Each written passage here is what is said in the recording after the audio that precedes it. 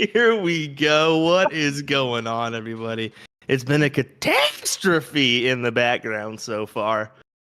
As Nick the Share doesn't know what button to push, I guess, to get this stream started. But William Stewart alongside me for today's coverage of the TOC qualifiers brought to you by Partners Promoting Darts is Jacob Armstrong.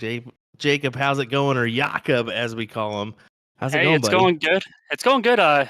Pleasure to be here for another TOC finale qualifier. I was here for the first one as Will was not, so I get to team up with both of them this time. So um, it's a pleasure to be here. I'm always, always thankful for you guys calling on me and being a part of this show. So Well, it's great to have you once again. I appreciate you stepping in for me for that first stream, as I think I was getting back from an event or something. Must have been, but it looks like we're already underway with a match. I know Nick's been anxious, so I don't know why he's not already kicking on over there. But we'll just keep picking on Nick today, as we got JC Martinez playing on a young Dominic Punt. I think Dominic's playing out of the stadium. It's a little deceiving because it's actually bright in the background, and usually we're seeing it when it's a little bit darker, but should be a good matchup to start us off here. I believe this is first to three. this is a race to three. This will be to get to the king seat, it looks like, in bracket number 5. There we go. Bracket number 5. I do believe we have multiple brackets today. We have 6 for the men, 4 for the ladies. So pretty good amount of brackets today with 32 pretty much in each one of those. If I'm not mistaken, other than one has 31. But yeah, overall, pretty good amount of players trying to put their name into that TOC elite bracket, or the TOC finale, I should say. As we already have some comments, Jim Lindahl says, "Put me on this last chance stream," and then Heather Fuller says, "Let's go, JC." What? So, Well, we do have 6 streaming locations available today from our source in the background, Darachi Deshera. So we should be able to hop around to some different locations. Hopefully, have a good amount of coverage for you today. I know there's some other stuff going on as well, so we appreciate you spending your time with us today. JC in a good position here early in this match. So Dominic just looking to close. Well, you're a little bit more familiar with Dominic Punt. Can you tell me a little bit about him for people that might be seeing him for the first time? Yeah, Dominic. I don't know how old he is now. I'm guessing. I'm gonna just say early 20s, if I'm not mistaken. Good first leg there from JC. I believe him and his dad, Mark, are out of Texas, of course. They came up for. I've seen him at a few events. I know that Dominic's. I believe he's been in school as well as a bowler, if I'm not mistaken. So that's another deal he does in his life, as well as darts. So that can kind of, when you're young, that can kind of pull you away, as well as the game of darts. So yeah, I think the first time I saw him was at AirCap back in probably 2018, 2019, probably 2019. Yeah, 2019 for sure.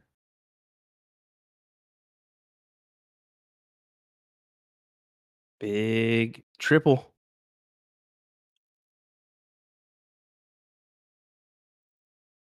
Big 7 mark from Dominic, though. Yeah, that's a good answer. He's a smart player. He is a very smart player. He's been involved in the game for quite some time, even though he's so young. Same could be said for JC. He's a savvy player. He's been on that. I believe he is involved in that ESPN event for bull shooter. Dominic taking 2 singles to close, but will look up probably for another point, but it misses into the single 5. Yeah, overall, I mean, good look. He's got the early lead, so why not go ahead and take a shot to close those? I mean, you want to try to tie this up. You're down 1 now, so.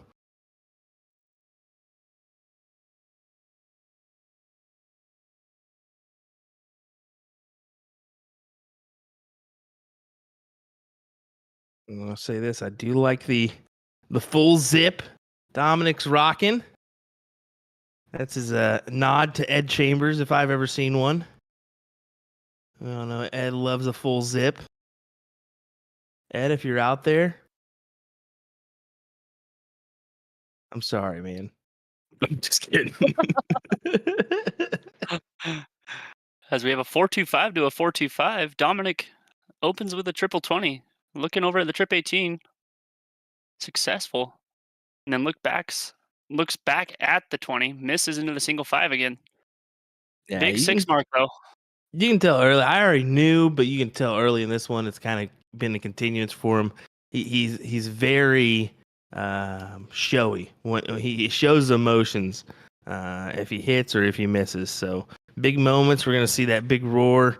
Those moments where he thinks he should have hit, we're gonna see him kind of show some frustration. It's a big 7 mark. As JC Martinez only has the 15s and bullseyes to play with.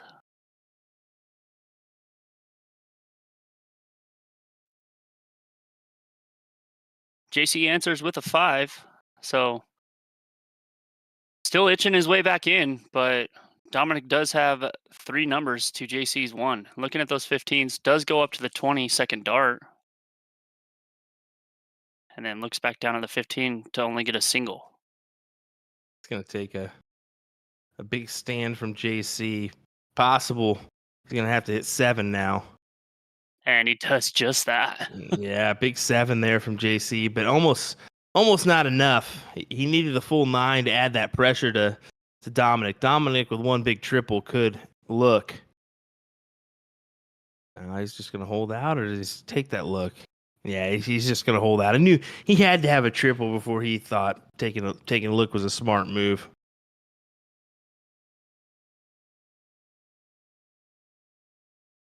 Ooh, little different play from JC Martinez right there, looking up at the 20-second dart. Yeah, he's taking his shot. He knows that he's not too far off, but he doesn't want to be put on the Bulls needing 3 houses. And there's Dominic answering back with a Huge. big 6 mark. Huge. You could Huge. have. Don't even get me started, gentlemen. Okay. Oh my goodness. So yeah, I would have been played. You could have. Could have made a play on the Bulls there if you're JC, just to try to get an extra wedge, but it's almost too little, too late at that point. So this one's gonna go in Dominic's favor, or at least it should. And then As it's not over yet. Yeah, it's not over. It's not over, but we'll see. We'll see here. Gonna need to fill it up. Fill it up and then some. Yeah, good last.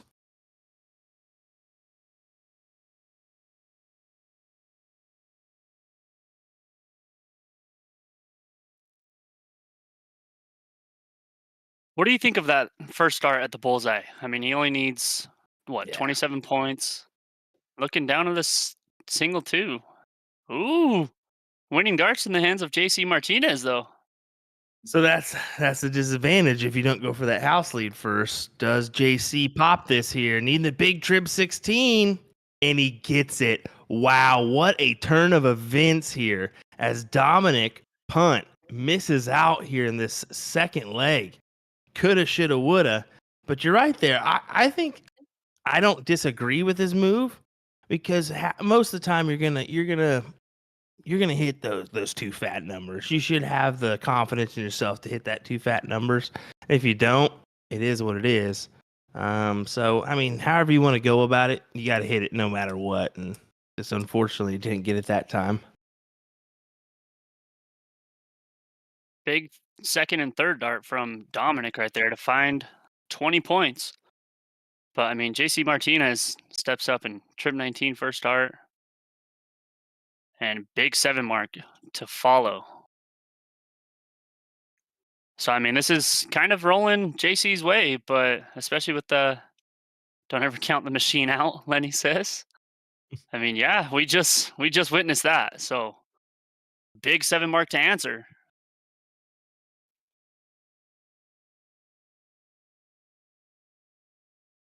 As JC Martinez has a little catching up to do.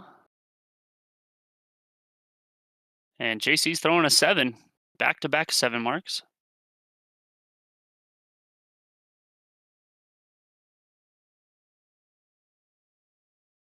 I do want to give a shout out over to Eagle Eye. So that's going to be with the other platform that we're going to be streaming on. Of course, we have partners for Brilliant Darts, Facebook and YouTube. But Eagle Eye Sports Network, that's the other one that we've been streaming on as well. And I share that platform alongside with Jeff McMahon and Will Stewart over there. So some super cool stuff happening over at Eagle Eye. So go ahead and give it a check out if you haven't seen that yet. Good shout out there, Nick. Thanks. I know. We appreciate it.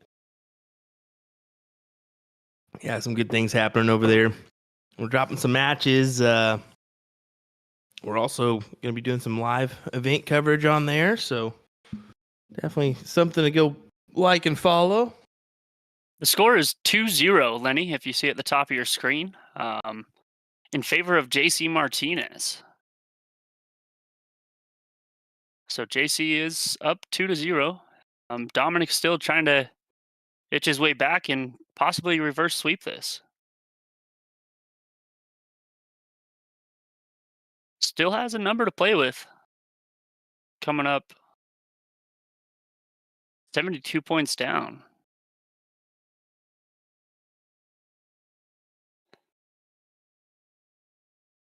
Not happy with that last number. Knows that JC's probably going to make a run here, and this could be a 3-0 L. If we're being honest here, JC's on the run, 7 mark for him.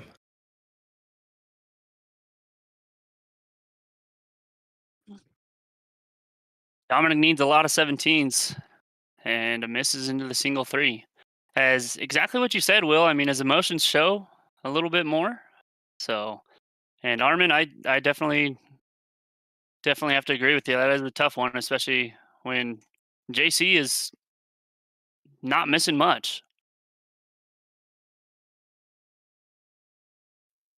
Yeah, not missing much. I mean, he's throwing 5.29 right now. It hasn't been an overwhelming average for JC. I mean, what, he threw a couple 4.5s there, if I'm not mistaken. Yeah. But it's enough to get over the line and do your due diligence in this one to fight it out for the King's seat and a guaranteed spot now in the finale for JC Martinez. Where are we heading to now? Is this Night Owls? All right, Night Owls, where we got Brent Peters taking on Don Kirby. Taking a look at Don Kirby's perspective here.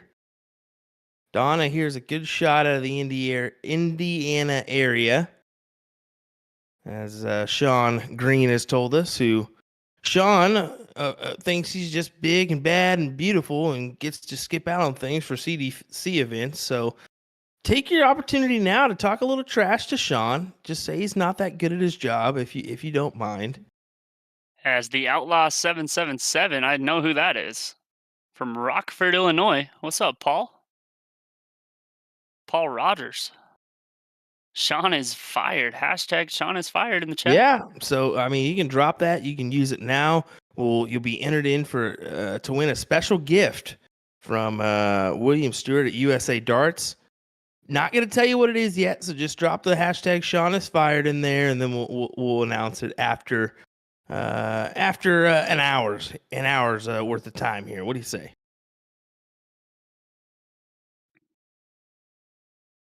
I was like, I don't even know what it is. So I mean, you guys know just as much as me. As my other half of Lost Boys Darts is in the chat. Josh Seward, call him Junior. What's up, Junior? How are you, brother? 3 singles from Don Kirby right there. Still chasing a lot of points. Ram Guevara Jr. drops the Sean is fired. Same with Adrian Thompson. Nick, Brent Peters looking to close the 18s. You can't be confusing people with freaking different hashtags in this, Nick, as he puts it in hashtag bring back the stash. Well, I agree, but at the same time, dude, one at a time. Let's build those up. Let's get a trend going on here of hashtag Sean is fired, because let's be honest, he is fired. Done. Tired of the guy. Tired of the guy. I'll say you got a lot of names in here, so A pretty good amount there dropping the hashtag Sean is fired. I love it. as Gator Hater drops the Sean is fired from the bullshitter event. Apparently Nick DeShera met him yesterday. Good stuff. People that we meet on the road is fantastic. As Adrian Thompson says, Nick is next. Hashtag Nick is next. I would agree with that. Nick is probably next. Brent Peters steps up and only gets 2 marks. Don Kirby trying to find a number and Ram. try and jump back into this. My name is Jeff. He had to The drop it in there. bromance is gone. Oh my goodness. Well, Don Kirby needing to find some points here, and unfortunately, this leg doesn't look too promising. As Brent Peters, I think Brent Peters is out of. No, that's not. I was thinking that maybe South 94, if I'm not mistaken, but I don't think it is. I think Brent Peters. Oh man, I think he's from that St. Louis area, if I'm not mistaken. Brent Peters is from Menasha, Wisconsin. It looks like. Oh, Device Wisconsin. Okay, Machine. okay. Could be thinking of somebody else. So yeah, he's up there in Wisconsin. Never mind. Shame on me, Brent. I'm sorry. I'm thinking of Brent Baker. Okay, that's right, Brent Baker. As Brent Peters steps up with a 4-1-4, finishes out, and ties the score up to 1. So Don Kirby will get the first look. Actually, saw Brent up at Shark Tank. Brent Baker up at Shark Tank. Was it last weekend? So Big open was from Don Kirby, though. yeah, 80 that points scored. was a big one. Big 7.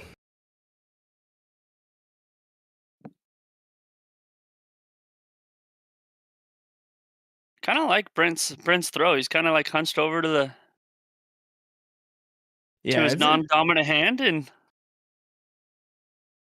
if I remember, he's got a pretty good lean in.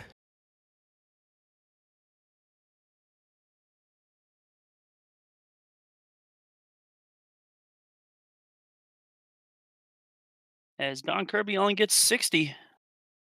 So Brent Peters has a chance here on the 19s.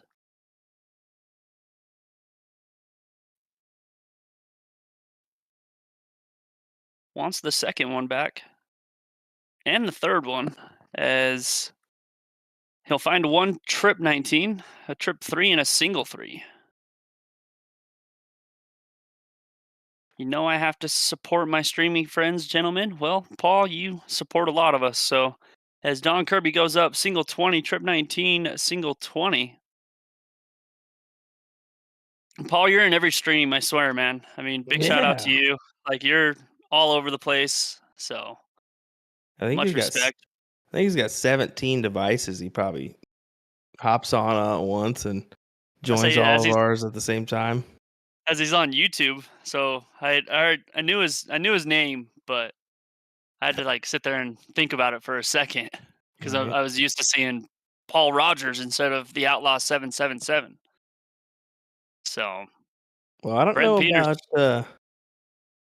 if Don Kirby's got a nickname or not, but at this point, we're gonna call him Don Rapid Fire Kirby because, man, he doesn't waste any time throwing these darts, does he? No, he does not. He's just 1, 2, 3, and just like that. I mean, big 6 mark as Paul Rogers switches over to Facebook. Couldn't find it on Facebook till you shared it. Hey, I mean, drop a like, drop a comment, drop a share for Partners Promoting Darts as we bring you the last TOC finale qualifier. A 4 mark from Brent Peters right there. Adrian Thompson says it's okay, guys. I let Sean know. Big darts from Don Kirby, big 7 mark, as he's looking to have the handle on this one. Yeah, make this a 2-1 score line in this race to 3-leg matchup. Once again, folks, this is the TOC finale qualifiers here, brought to you by Partners Promoting Darts. If you're wanting to know how to get involved in this, dartstoc.com is your place to do so. Head on over there as soon as we get a little down moment and find out where your closest dartboard is to you. Get involved today with the Partners Promoting Darts program. Maybe you can qualify for TOC and have a big paycheck coming your way. I mean, Jules Van Doggen just last year won $20,000 plus in one weekend. It's incredible stuff. As Don Kirby ends that with a 4-5-7 and takes a 2-1 lead over Brent Peters. So we will go to game 4, where I'm pretty Ooh. sure that Brent Peters will get the start. You see that? She was back there getting it. She was back there. She was back there getting it. I love every bit of that. You got to have some fun while you're throwing, especially in these qualifiers. Who is that? Is there another young lady playing out of Night Owls today in this qualifier? I should have that list too up, boys. She did send it to me, but you know what? We have 4 women playing out of Night Owls today. We have Amber Hardwick, 4 Stephanie ladies. Luddy. We also have Tammy Hamblin and Marcy Kirby. Well, one of those ladies got some moves. Let's just put it that way.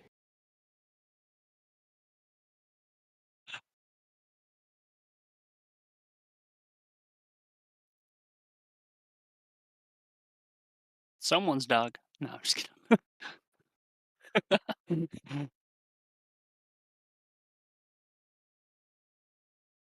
Big first from Apparently. Brent Peters. Apparently, some of us don't know how to be professional around here.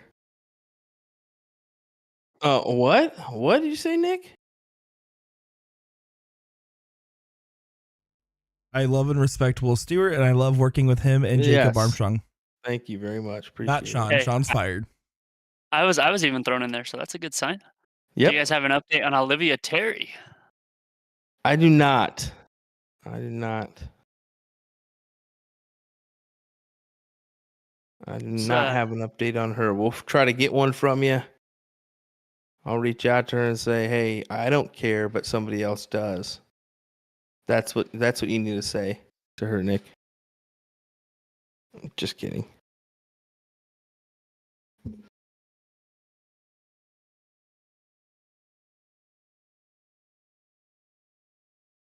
Olivia Terry is waiting on Wendy Reiner and Dawn Basil.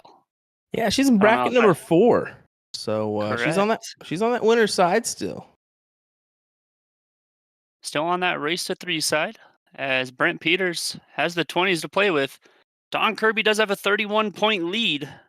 I'm going to go on a limb and say Olivia Terry's got a dang good chance of winning that bracket today. Just because she's been playing well. We all know the type of player she is. She's a competitive player. I think she's got a pretty good shot of winning that bracket number 4 as we get a big 9 mark from Brent Peters. We're not going to say boom goes the anything today because, well, who cares about that guy? He's going to catch wind and he's going to hate me so much.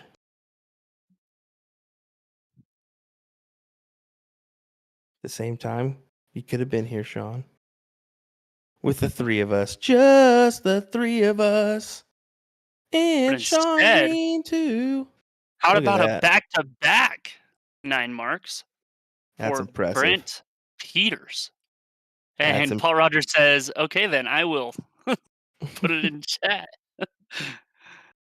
That is good. Back-to-back 9s from Brent Peters is impressive stuff.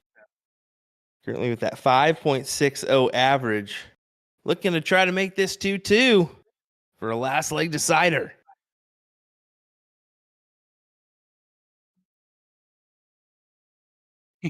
Paul Rogers says, no, him and Ryan are doing the CDC, not even thinking of you guys. Exactly. We're secondhand laundry at this time. A 9 mark, and then into a 7 for Brent Peters to put this one pretty much away. And exactly what Will Stewart said. take this to a Game 5 decider.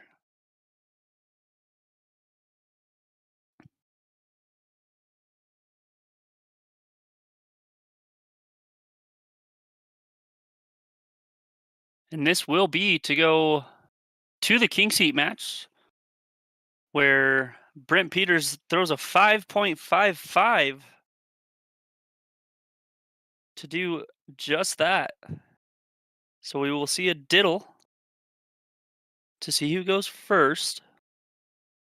Yeah, diddle it up here.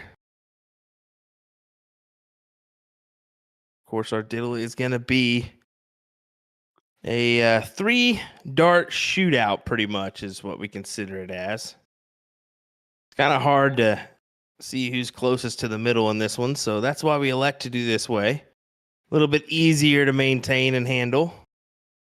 As Brent Peters, not the best of goes, to be honest, in this one. Don can best it with the big triple. Well, even that will work. Just barely.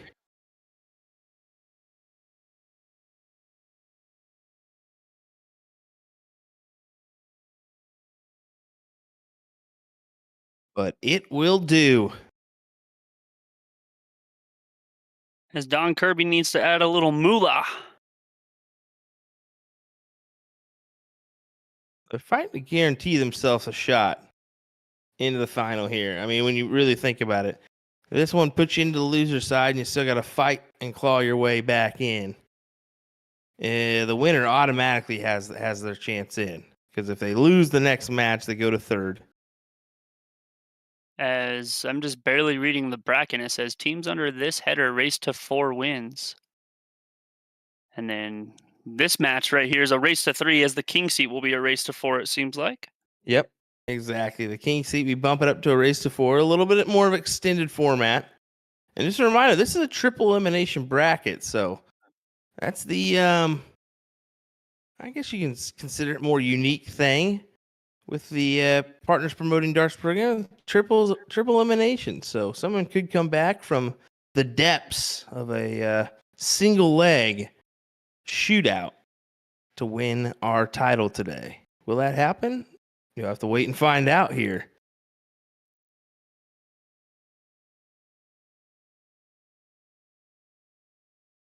And a big 7 mark from Brent Peters.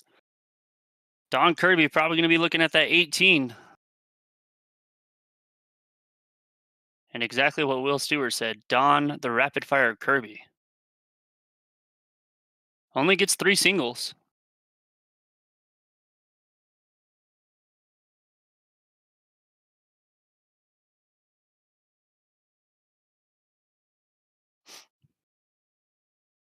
Paul, that's just one of your many 17 devices, as Will said. I mean, you have probably 4 streams going at one time sometimes. So, I mean, hey, more power to you. Whatever gets the job done, ladies and gentlemen. We enjoy the support, enjoy the love. So, only 72 from Don Kirby. Brent Peters still has the 17s.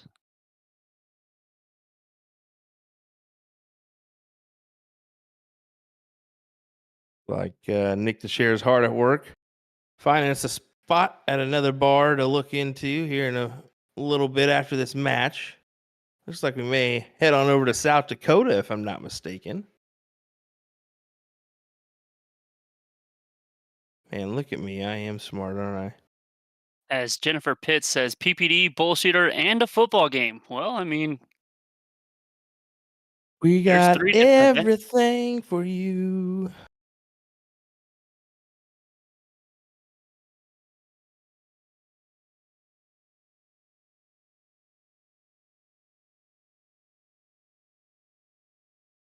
Looking up at the single 18.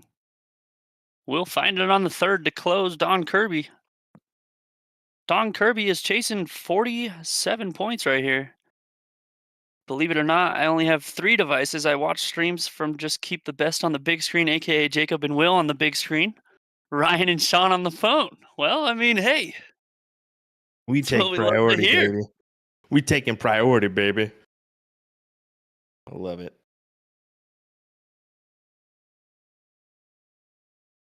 Big 9 mark from Brent Peters goes trip 17 for and a trip 15. I'm surprised. I kind of like it staying over on that right side, but does give Don Kirby the option to score, but Don only comes out with 16. So Brent Peters will have winning darts if he does want them. Heather Fuller says, "Say it." I'm not going to say it. Do it now. We're just puppets in this game. And he does exactly that and ends this with a 5-1-4. So Brent Peters will go on and face Zach. I don't know how you say his last name, but they are your king seat match for bracket number 4. And it looks like we will be going over to, where are we at, Nick? We're at the Wooden Nickel in South Dakota. This is Ben Baxa taking on Pat Gray. And you can tell the Wooden Nickel is a popular spot today. I think I see Wes White in the background over there. It is Wes.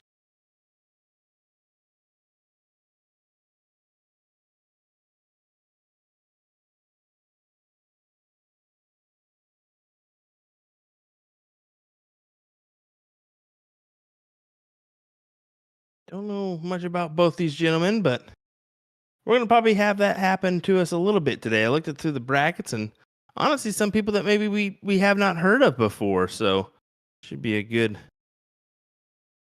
some good stuff today to be able to pop in and check out this coverage.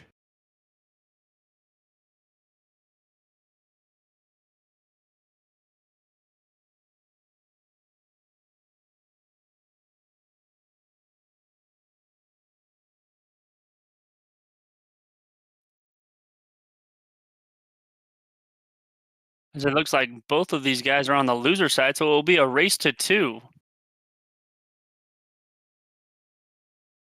Carly Griggs says, "What does that jersey say?" And if you want me to really say it, I'll say it says, "Stop staring at my cock." So there you go. You're welcome, Nick. You're As Ray welcome, Morgan- Carly. As Ray Morgan replies to her in the chat. She loves it so much. Oh my She just goodness. laughs. You're welcome. Carly, you want to stop staring or what? Jeez, man. Oh my god. John Pilgrim with the "Doesn't it say stop staring at my rooster?"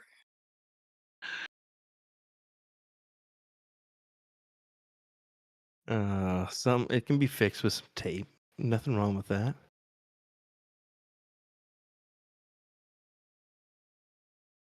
Looking at a win here in this leg is Ben Baxa.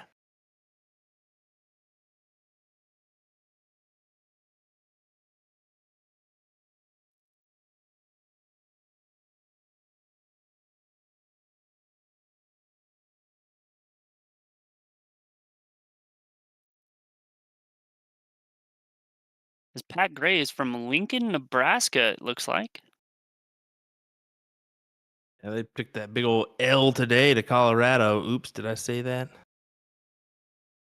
Womp bum Hey, bum bum. it's a top 25 team. As Ben steps up with a 3.90 and looks like we'll get a 1-0 lead in this race to 2 battle.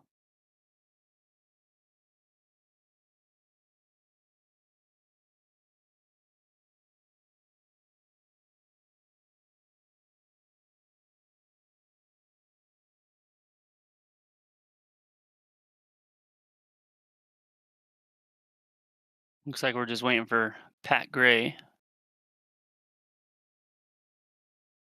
Every once in a while, you need to make a run or something. So that could be a second's time before we get back underway. Why don't we take a moment to give you a quick ad reel from, well, the one and only William Stewart. Do you have troubles? Do you need to better your life? Join us Monday and Wednesday nights at 8:30 for the CSC Challenger Series, brought to you by Partners Promoting Darts.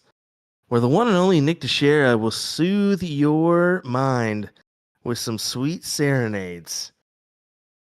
Just the two of us. Oh my god.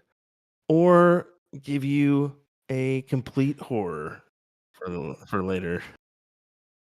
It's a CSC Challenger Series. Uh, back underway. Pat Gray, Ben Baxa here.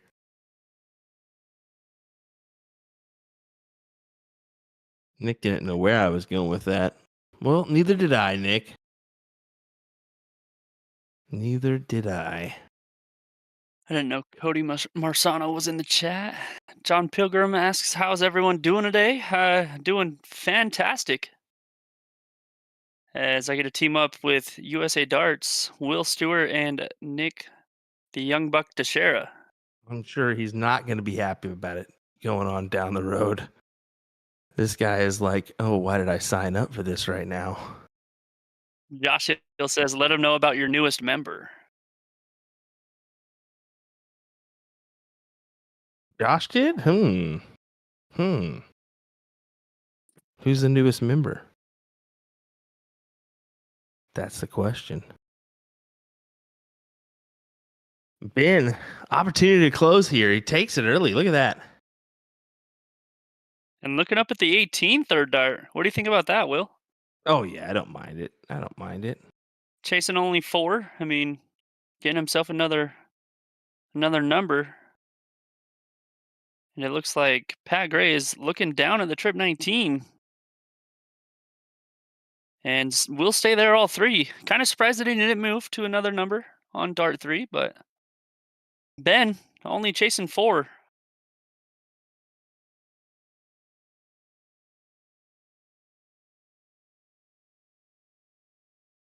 Ray, you are sitting right there. Get out of the chat.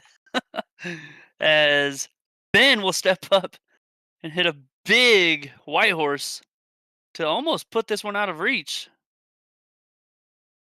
Pat looking to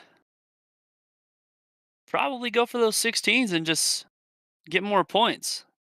As Heather Fuller does the initials of BGTD. Mike Maloney says, "We've got darts everywhere today." Yes, you do. Dude, that's the reality check is literally darts is everywhere. You've got bullshooter, you've got this, you've got CDC, you've got the PDC going on.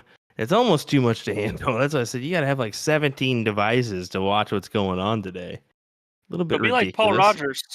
Be like Paul Rogers and make your priorities known that we're on the main device. As You damn Ben right. will 7 mark the 16s and really put this one out of reach now.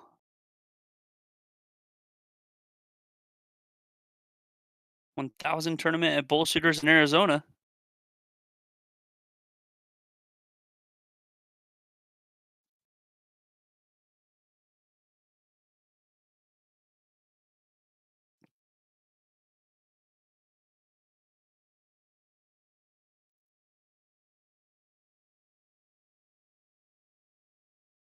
Ben As looking to go ahead and lock this up, huh?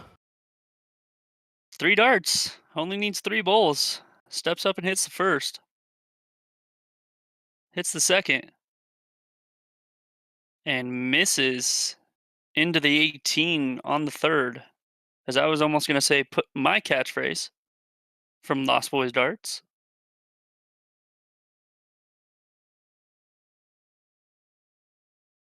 Give it a run. Why not? I couldn't. He missed the third one.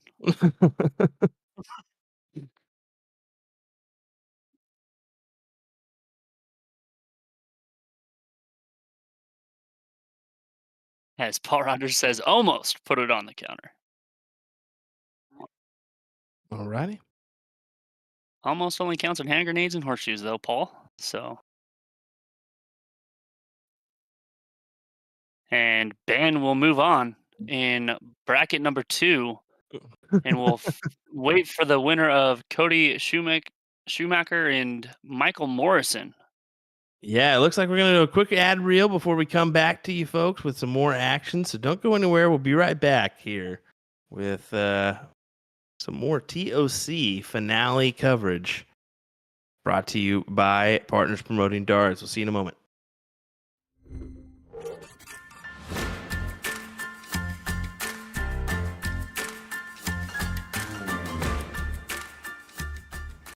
With 8 flight, it is nearly impossible for the flight to come off. It won't break, tear, crack, or bend out of shape in the long run because it's just soft and flexible enough.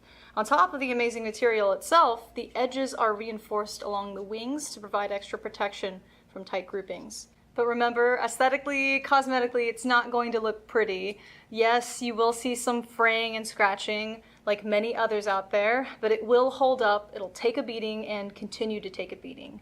In conclusion, after weeks of play, this isn't 100% beautiful, but it's functional. And I'm personally ranking it top 2 out of all systems for durability. The thread system is truly innovative, the flight can't come off, and that's plenty enough reason to give it a try.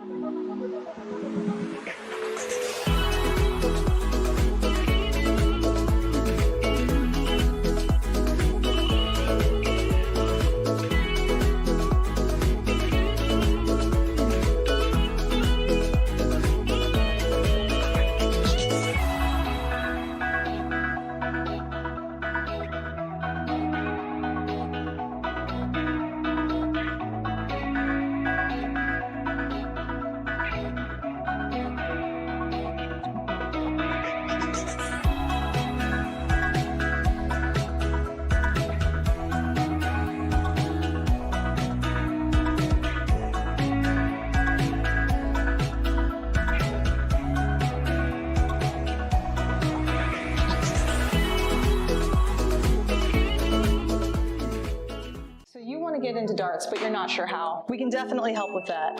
We're A2ZDarts.com, and we've been a dart specialty store for over 30 years. We have the greatest variety of darts in the country. But don't worry, we can narrow down that selection for you, whether you're a complete beginner or a full-on expert. We developed our own Colonial brand to offer an inexpensive line of darts, dartboards, and accessories, so you can get into the game without breaking the bank. Join our amazing community by going to azdarts.com.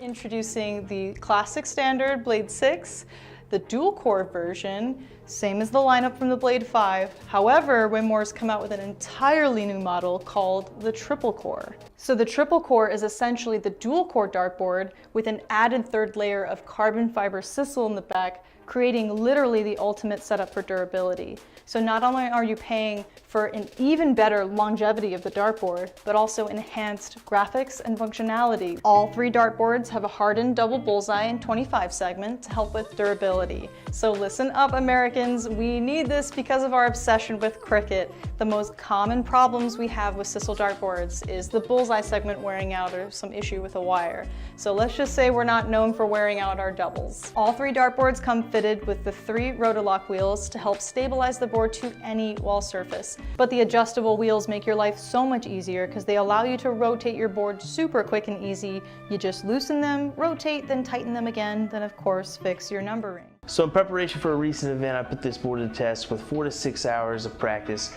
per week for a month straight. This gave me an opportunity to see how this board holds up as well as give you all that honest opinion you've been waiting for. After just a few throws, I was able to tell that this board was a touch softer than popular brands I've used in the past. Admittedly, this had me a little scared, thinking this would lead to a fairly quick wear down. Instead, after a week, I was still at the point where I felt the board did not need to be rotated. Overall, after a month and around 20 hours of play, I was thoroughly surprised by how well this board held up. Yes, there was some aesthetic wear and tear, but I do feel there was a decrease in the amount of bounce that I had, which I directly contributed to the board's softness. For me, this is a winner for both new and experienced players who like to put their hours in.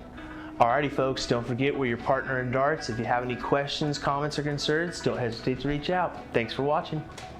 How to use a Corona light on a soft tip electronic dartboard using a Target Corona conversion kit. This kit comes with 4 identical pieces here.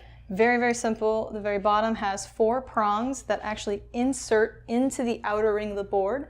The other backside has a magnetic piece there that goes and connects against the magnetic feet of the Corona light. So full disclosure for this kit, it's not compatible with all electronic dartboards out there. We've tested everyone in the store. It does not work with the Target Nexus or other boards similar to that shell, and it doesn't work with the Grand Practice 13-inch board. However, it's compatible with the Grand versions 1, 2, 3, 3S, and the Grand Dash, as well as the Darts Live 100S. Well, here we go, folks. Back better than ever. Rachel Rayfield versus Sarah Jensen in this TOC finale qualifier here. As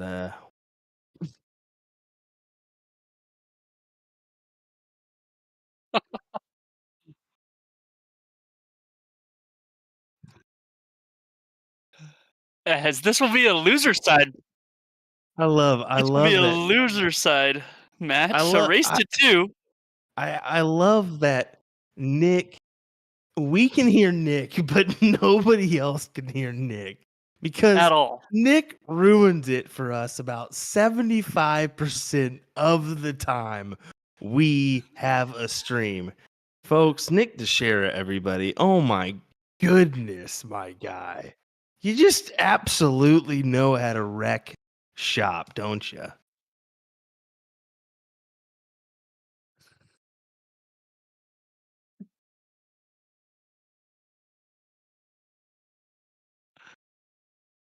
As Sarah Jensen will only find 1 right there.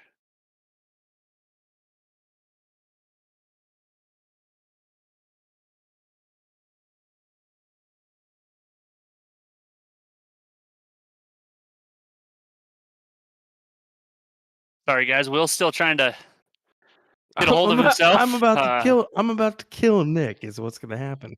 I'm gonna reach out through his computer screen. He's not even know what happened and he's gonna be dead. Oh, sorry, did I say that out loud? Oh my goodness. Now, this should be a good one. I mean, Rachel, where is she out of? Is it did we say that one more time? She's out of Starsky 78 in Omaha, Okay. Nebraska. Omaha, Nebraska. Okay, I was about to say I didn't know if we had if we've seen this view before or not, but it did look familiar to me. Yeah, Starsky 78, a bar that we do get to feature every now and again. Of course, it's one of 2 bars that we have in that Omaha, Nebraska area. The other one being the South End, if I'm not mistaken, alongside Sundowner as well. So we have a couple in that general region there where we've seen we see a couple of different guys play out of this bar all the time. And of course, the ladies actually are the ones that are still kicking it at that bar currently. Rachel Rayfield and Jerry Bray still alive for Starsky 78.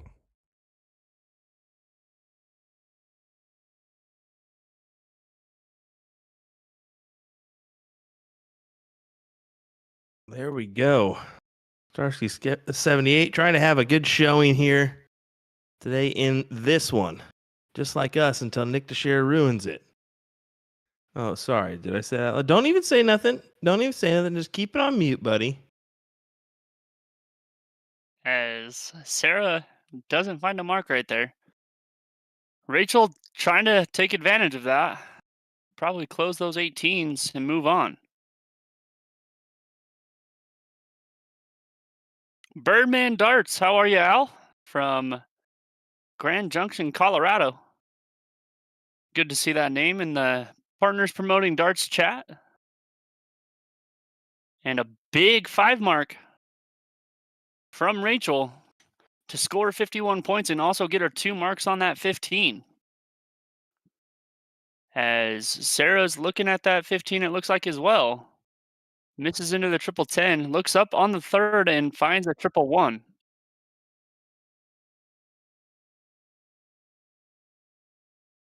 Hope everyone's Saturday is going fantastic. You could be watching multiple dart streams today. Hopefully you guys are in this one as we are here for the last TOC finale qualifier before the big event. And you were not lying about multiple streams to watch. as We've I got get 'em a all for you.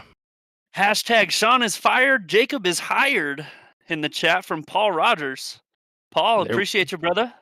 Ding ding ding. Winner. As double 18, single 18 will get Sarah on the board. And we have a let's go Rachel Rayfield in the chat from Chris. Rachel going down to the 17s, looking up at that 18. Hey, Al, I appreciate that. Big shout out to you, man. As my other half of Lost Boys says, looks like I need to find a replacement. LOL. Hey, you will get to meet Yes. these fine gentlemen down at Team Dart NDA this next year. So Rachel's still on top right here. Looking 17s first. Looking up at the 18 to close. And will find it on that third. So 15 points, now hiring one Lost Boy. I'm getting replaced too, so you might as well put Jakob is fired in the chat. So thanks, Will. Thanks, Nick. You're gonna have to find yourself jobs all around, my guy. As exactly what was said in the chat. Sean Green is free from what I understand now. So 777 first start from Rachel. Single 7. Hey, Tim Goodwin. Thank you for the kind words. Truly appreciate it. I mean, we're not as big as these guys that I'm partnered up with today, but truly appreciate this opportunity to join Will Stewart and Nick Teixeira on stream today, and for my second time. Hopefully, I did okay the first time. But we're back for the last finale TOC qualifier, and bringing you more action as there are plenty of chats to go up, or plenty of chats to be a part of today. So, and a big third to find that triple 16 from Rachel Rayfield. So Sarah only has the bulls to work with.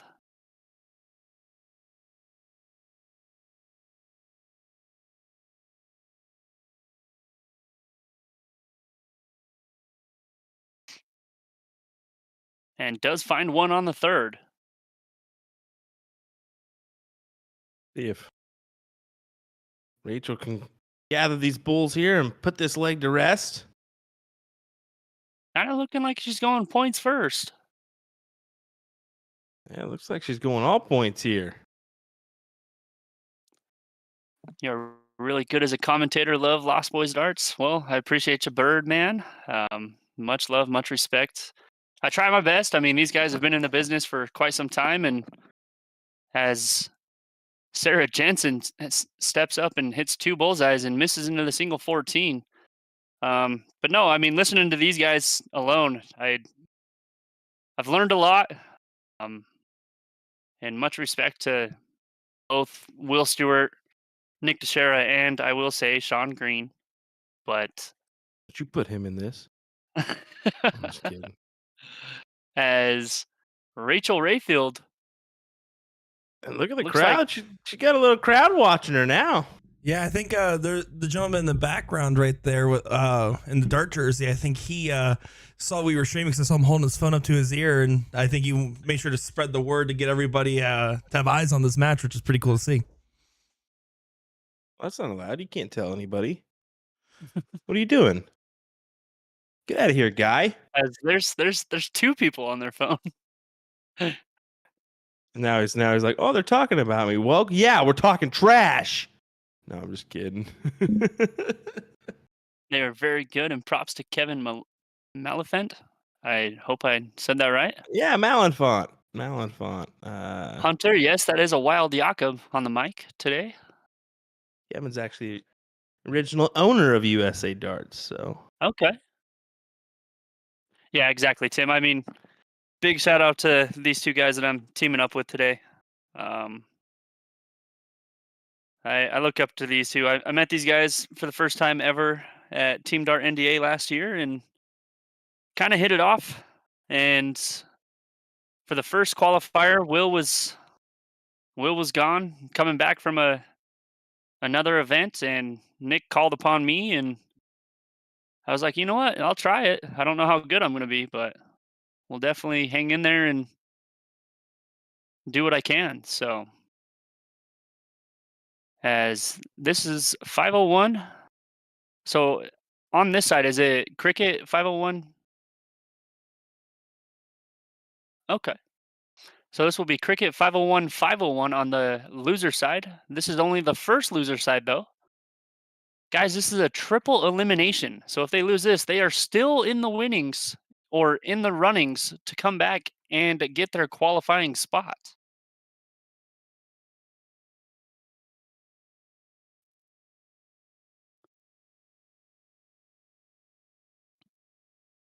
As Rachel Rayfield has a 363 to 441 lead over Sarah Jensen.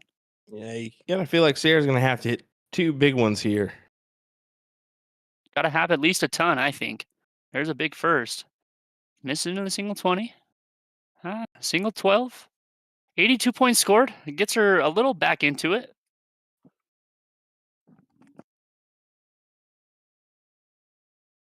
Paul Rogers says, and my nephew was interviewed by USA Darts when they were streaming near me years ago. That's awesome. Love to hear that. Birdman, couldn't agree more. Will is fantastic. Absolutely love the guy. You guys better stop this stuff already, okay? I'm gonna double my rate at this point. Just kidding. As a big low ton from Rachel, 116 scored. Brings her score to 247. This is still not out of reach for Sarah, though. As she steps up, single bowl, single 5, and a big low ton to answer. Is he blushing yet? I can't really tell on camera. Nah. Nah. He said, nah, there you go. There you go. But Rachel looking to get this 247 down to the first chance at an out, and she will do just that after a big first dart. Yeah, Oh, maybe not. Maybe she- jinxed her. She could get the first look here if she can hit this bull. Boom. And she Yeah. does just that. Gives us a little Looking roar good as too. always. Yeah, good roar too. Thanks, Junior. I know you're talking to me, not Will, but appreciate that. Now he makes sure the lighting will not show him blushing. Good third, 68 points scored, 186, not an out, but Rachel will have a shot at a 140.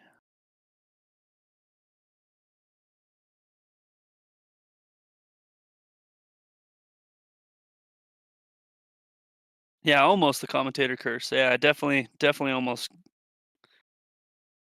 costed Rachel her 140, but she only steps up and only hits 10 right there. How would you guys approach in a Fat Bull open out for 130? On a fat bull one? I mean, you could go bull, double 15. You could go steel tip option. I mean, you could go trip 20, single 20 for bull. Just how you're feeling. I say what? 54 leaves you at 86. 54, 54, 32. Yeah. Or no, that'd be a 22. Yeah, I'm gonna say 22. She might do just that with a 130. Double Bull. 15. Ooh, just inside. And don't forget, As it's open Paul- out here. So, As Josh Seward says, oh my bull gosh. trip 16, double 16. We're getting the full show here from Rachel. You're welcome, Nick. Nah, she's dancing. She's having some fun. You got to. As 98 will be needed. Missed on the second. As Josh Seward says, get it, girl.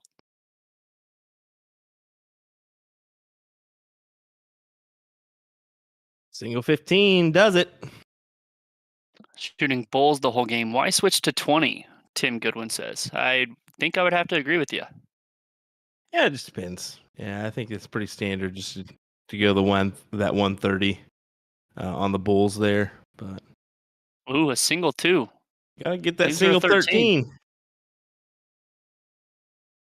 Some nerves here. She's using the one eye technique. And Gets she it. does just that. So Rachel Rayfield will go on to face Sarah Derby. It looks like in the one-loss bracket of bracket number 1 in the women's qualifier. As we hop over to see Ben again against Michael Morrison. And it looks like this will be game 1. Ben with the start. Big first from Ben. It's kind of funny. I think I saw a comment. I can't remember what stream it was in. It might have been my own on Lost Boys. But someone commented and asked, would you rather hit a 1080 or would you go the white horse route, Will? Ooh. For nine marks or for cricket? Yeah. Yeah. Oh, I'd rather hit a 1080 myself. I mean, it's tough to say because a white horse can be detrimental to your opponent. Seeing that, I think that is probably possibly the bigger eye-popping mark. But I feel like 3 in the big trip 17 is more justice. So I think 180 is probably the bigger move because if you can go up 120 points on your opponent, they even know that even a 9 mark on the 19s doesn't do them anything. They're still down. As Christopher Polk says, checking in Milwaukee, Wisconsin in the building.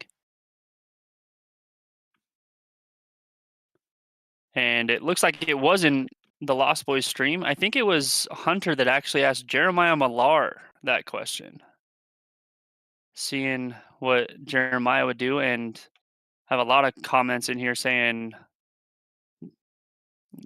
180, and one says depends on who you are playing. So what about Nick Youngbuck Teixeira? Nick, what do you say? Go white horse route or a 1080 open for cricket? Oh, I mean, it's objectively correct to go the 1080, and I will take a hard line stance on this, and I always will. White horses, there's nothing wrong if you're shooting it and you hit it. It is more of a momentum and pressure builder than anything. But if you're talking like what will win 9 times out of 10, going for the 1080 is objectively just better, safer, and more efficient use of your darts, because you can easily go and snap right back if it was a white horse and make the board stay even. You can never make the board stay even if it was a 1080 versus a 3 in the bed on the 19s. You will still have an advantage versus what could potentially be an advantage being completely taken away. Gotcha. Yeah, I went to college once, dropped out, but I was there. As Michael only steps up and hits 2 single 15s, so Ben will have a chance to close his 15s and possibly close this game out for game 1. Looking at the bullseye first, Now looking over at the 15. What do you think about that, Will? Going bullseye first, seeing if he hits, and then going down to the 15. Yeah, I don't mind it. I don't mind it, especially where's that in this match right now. John Severn says, watching from Clintonville, Wisconsin.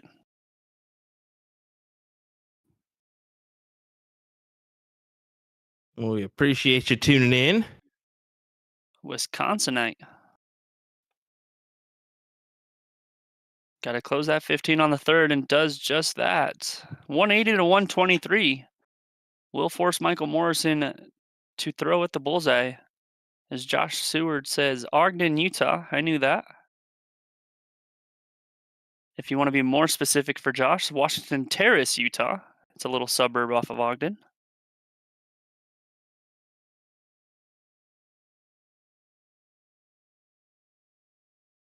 And Ben will go up and hit double bull first dart to end with a 4.09 and take a 1-0 lead over Michael Morrison. There's a lot of Utah people in the chat right now. Love it. Love it. Show some support.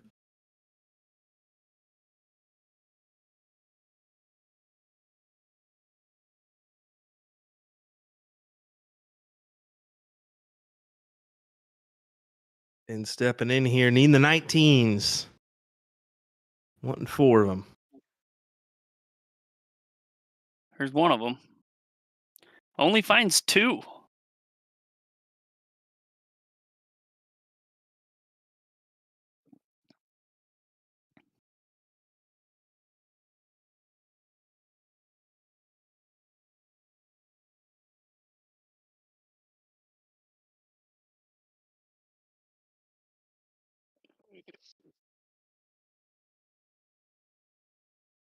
Yeah, this is Also kind of seeing getting some of the people from all the streams in here also. Hey, I'd love to hear that.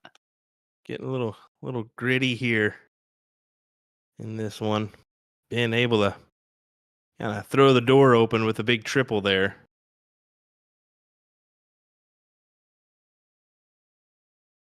Big first from Michael. Oh, misses into the single one. Does get a 4 mark of his own. 80 to 57.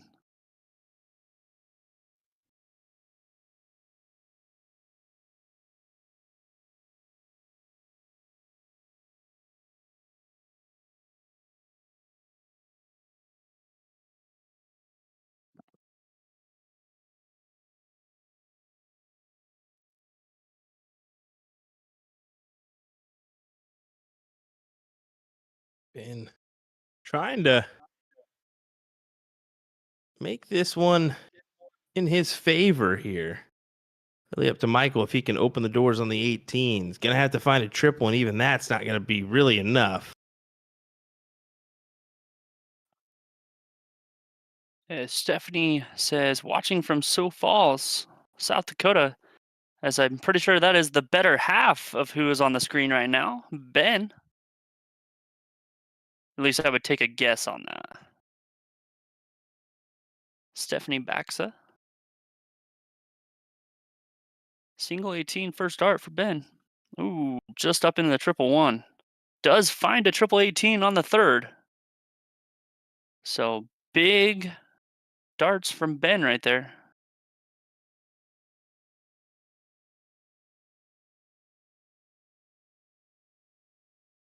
As Susan jumps in and says, watching from Sioux Falls as well. Now I might have just bit myself. Yep, you definitely did there, brother. They're all tuning in now. Ben, yeah, I say every single one of them are tuning in, probably from the same bar. As Ben has a 132 to 80. Looking at the 17s. Get him another playhouse. Susan is mom. Okay. So I might have not. I'm the wife. Awesome. I did not bite myself in the butt. I was correct. I would have said family member. Well, Paul Rogers, I just took a stab at it, and thankfully I was right, as Michael finds 4 marks on the 16. Steph is the better half! Exclamation point. Well, big second dart and a big third from Ben to kind of put a handle on this one, as Michael Morrison will only have the bullseyes and misses all three, unfortunately.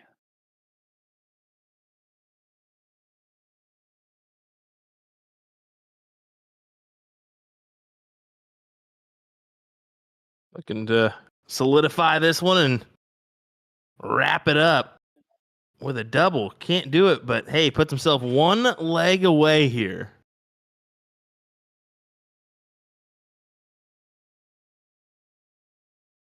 Only needs one bullseye.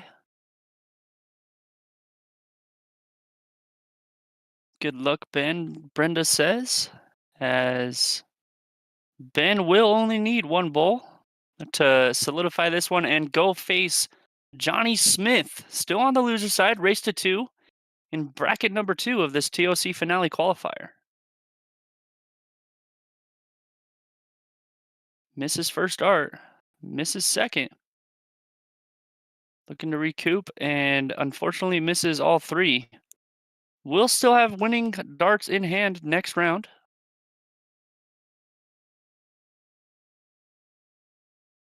Big double bowl from Michael Morrison. Single 15 and a single 17.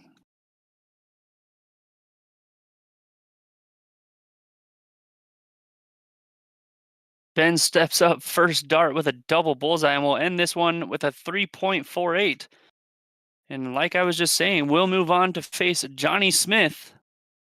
Still in the one-side loss of this bracket.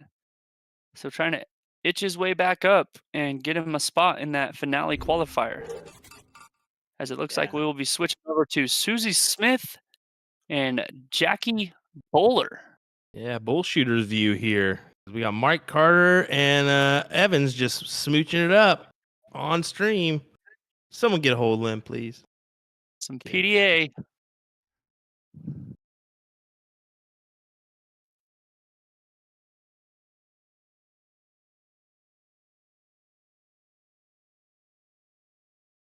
Nick, do you got the bracket for me? What bracket this is out of? He does not. We're going to have to look up that information for ourselves. Bracket foe.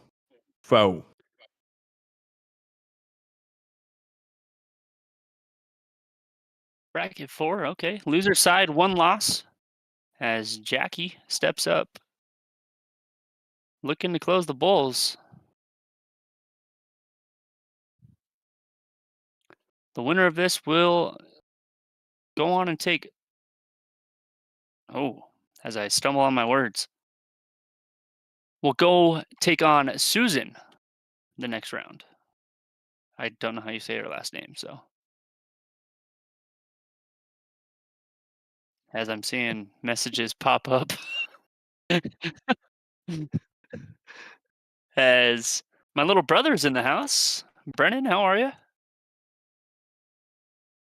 Big shout out to the Armstrong family. As there is 8 of us kids and my mother and father. I thought Nick DeShero was there for looks not to work. Nick is the backbone of this stream. As much as Will doesn't like to say it. Say it again. Say He it acts again. like he's the backbone. Don't freaking tell him that garbage. I mean, sorry. I see all the stuff that Nick does, and I'm like, okay. He doesn't Well- do jack diddly squat. 25 points scored for Susie. Jackie does need 2 bowls, finds 1, and closes it out. Bowler up on this one, 1-0 against Susie Smith.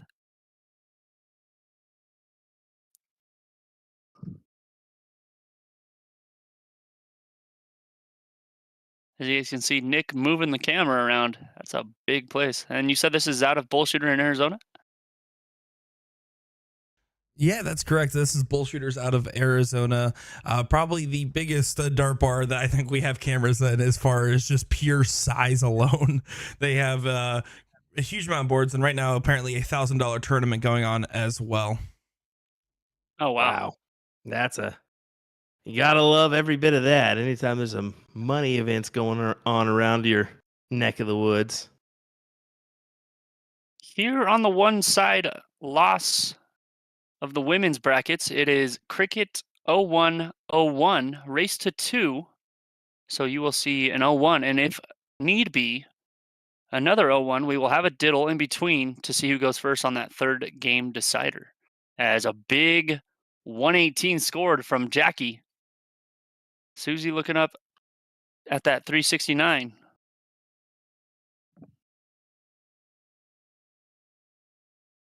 Big third dart to score 84.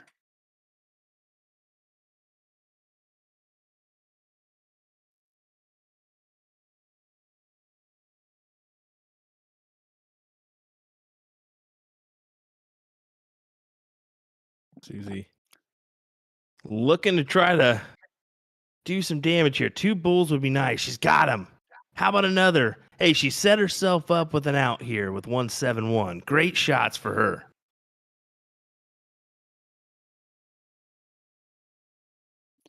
Jackie looking to get down as well, but only scores 20 points that round.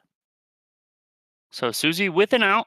We'll have 6 darts at it before Jackie is at an out. And trip 20. Ooh, single 20. Big 137 to leave herself a 34.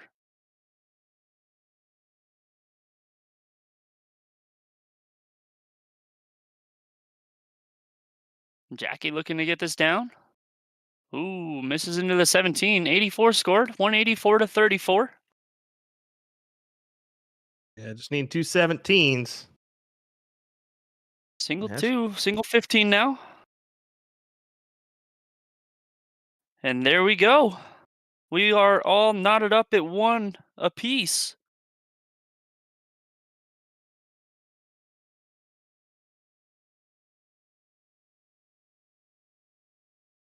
We'll go to This a diddle here.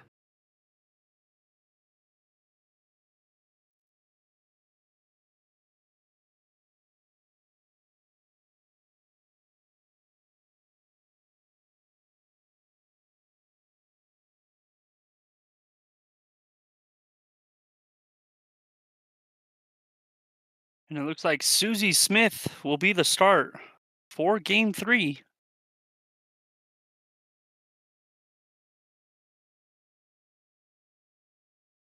Lisa Yee with a let's go, Susie.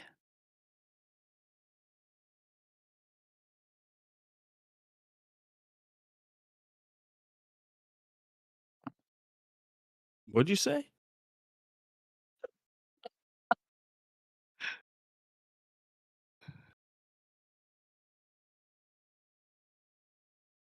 Will's thinking about that pork shoulder that he was talking about earlier. Yep. Susie having to step back from the line here. A little bit of a wait.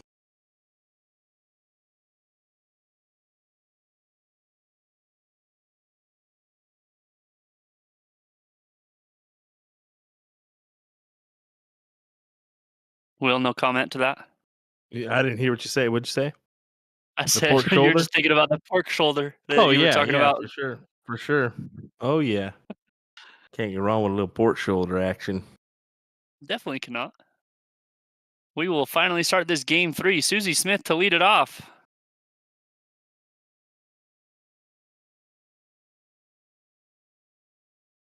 Single 12. Not the start that she wanted. Do you think that little break had something to do with that, Will? Yeah, I Kinda- could have. Yeah, that could have thrown you off for a little bit there. And Jackie stepping up and scoring 76 for her first round.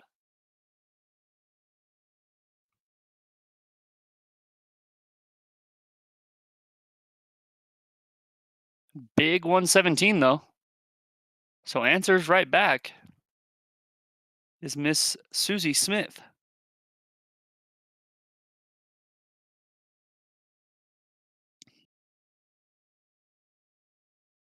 Big third. 61 points scored.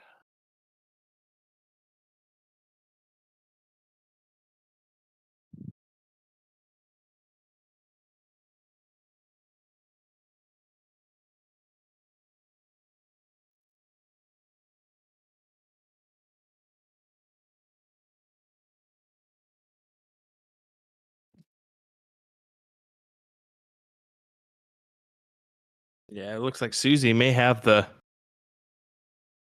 door open here for her to just walk on through, get this win here. Ooh, only 17 scored right there, though, for Susie. So a big 3 darts right here for Jackie to get herself right back into this.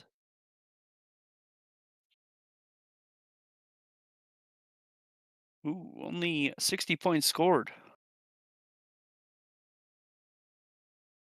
225. Big first start.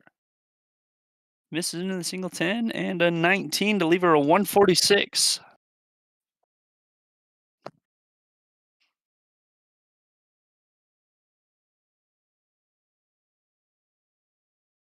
Yeah, I'm going bull, trip 16, trip 16, but I got time. I'm going 2 trip 19s just for kicks and giggles.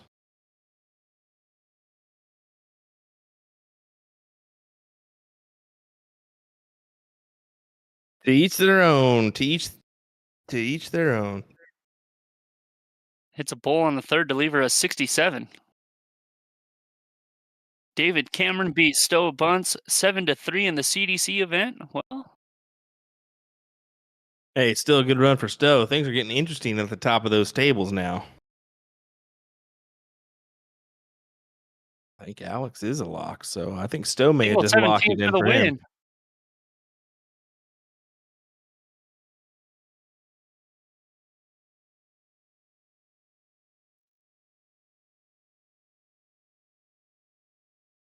Oh, misses into the single 2. So Jackie will have a chance at this 138 checkout.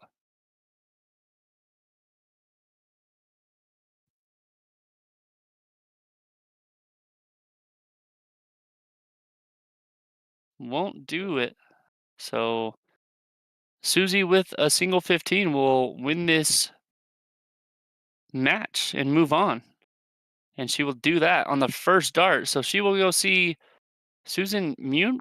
I don't know how you say that, to be 100% honest. Yeah, hey, just say Susan. We'll leave it at that as we head back to Dominic Punt, taking on Sean Cafflish, and what should be a appetizing affair. Sean, we've had on our stream in CSC Challenger Series pass, so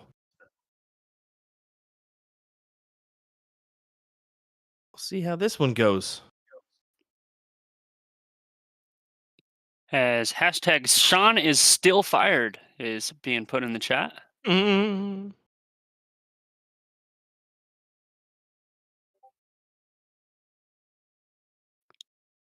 Leave him out of this. Just leave him out of the equation from now on. We don't need him.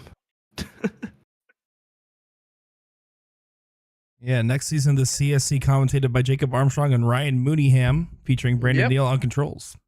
Yes. Oh, wow. There we go. Oh, wow. Looks like my Mondays and Wednesday nights have to be free.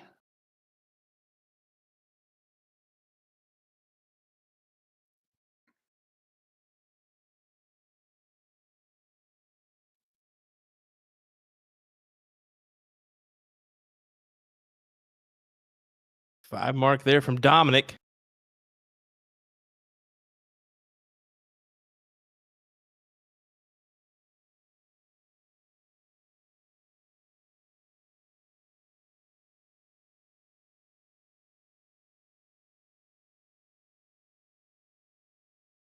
A 4 mark from Sean to answer right back. Only chasing at 17 points. Dominic looking at the 18s. Misses into the single 1, second dart. Goes back for some points. Not a bad choice. As it looks like, as I'm looking at bracket 5 where Dominic is in, JC Martinez is on that king seat. Defeated Devin Hunter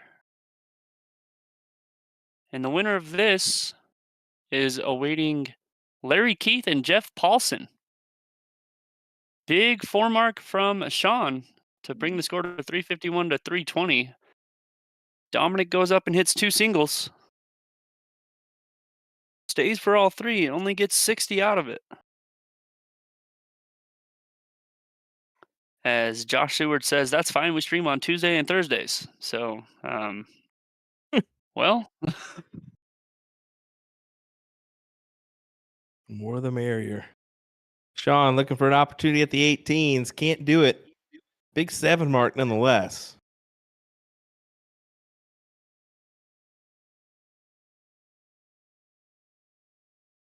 big first from Dominic, though. Wants the second one back.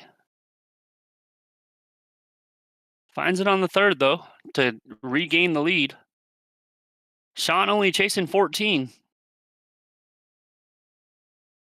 Big first start. I like it. 2 fats will close it. Big 5 mark. Yeah, we'll Now, see. Dominic can possibly hit a triple here, which he does. It doesn't put him out in the advantage, but could make it interesting depending on how Sean comes back at him with this one. Does he just go for the 16s? No, he's going to go for the smart decision points first, then over the 16s. So, got a hit. He does not. So, still, this leg's still a little bit open. Dominic can charge right down in on these 16s here. I do like what Sean did. It makes Dominic throw at least 4 marks on that 16. Does he look over at the 17 to close? No, he stays right there for a big, as Dominic throws his hands up, and it's only a 5 mark, everyone, as they will back it up. And exactly what Nick Teixeira just said, I do respect the honesty. A lot of people won't do that, and they'll just count the 7 mark. But Dominic only finding himself up 24. Sean does have the 17s. A big first. Big second. And goes back for some more points for a big 6 mark. See now, and Dominic said, are you thinking maybe I shouldn't have backed that up? I do like the honesty, but I mean, when you're playing A remote little- matches, there's always issues, right? There's always something that could happen with the board. Not every board and every operator across the entire United States can keep their boards 100% up to date. And so when something like that happens, I mean, I know personally, Dominic, much like me, because I have the name Dominic, I can respect a great name, is you don't want to win by technicality, by an asterisk, by a misregistered dart one way or the other. Just like how when you win in a game and need a bull for the win, dart kind of slapped in, you're not 100% sure if that's actually what it hit or not, and it was in your favor. It doesn't feel as good as a game where you really just drilled the double bull. So it's the same logic for him as much as any other sportsman. Here's a question for you. Jennifer asks, doesn't the player's advantage rule state that he could have kept that, though? Again, by technicality, yes. In theory, it's perfectly fine if the board misregisters in that sense, because it more often than not will be unadvantageous rather than advantageous, which is why they call it that player advantage rule. If the dart sticks, you do have to, but that's only if the dart doesn't stick, though. So the dart did stick there. The correct thing to do is to back it up if possible, if he can get his opponent's attention to do the correct thing. As I think your father jumps in the chat and says, I gave you that name. I don't know who that man is. He went out to get milk. Who the hell was that guy? Went out to give milk. Tim Goodwin says, let's go, Susie.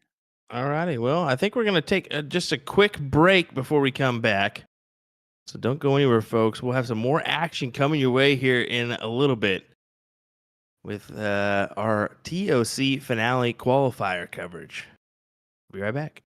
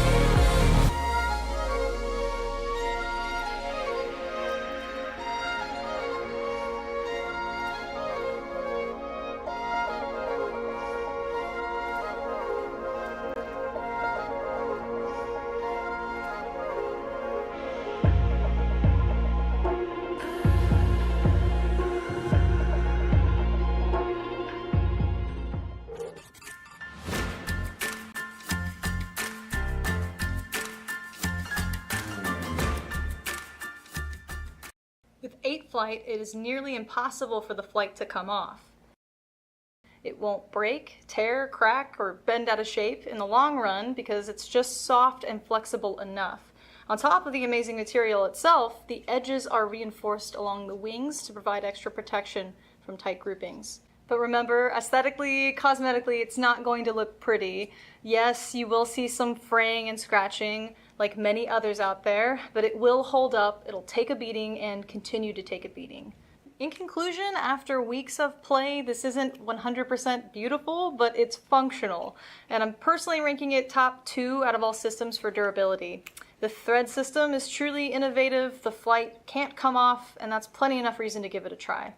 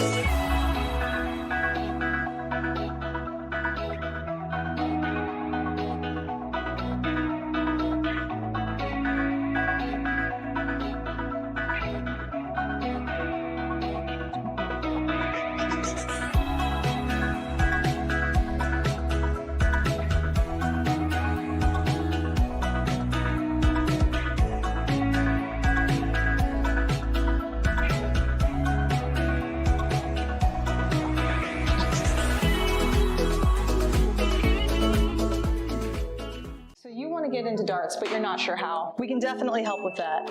We're A2ZDarts.com, and we've been a dart specialty store for over 30 years. We have the greatest variety of darts in the country. But don't worry, we can narrow down that selection for you, whether you're a complete beginner or a full-on expert. We developed our own Colonial brand to offer an inexpensive line of darts, dartboards, and accessories, so you can get into the game without breaking the bank. Join our amazing community by going to azdarts.com.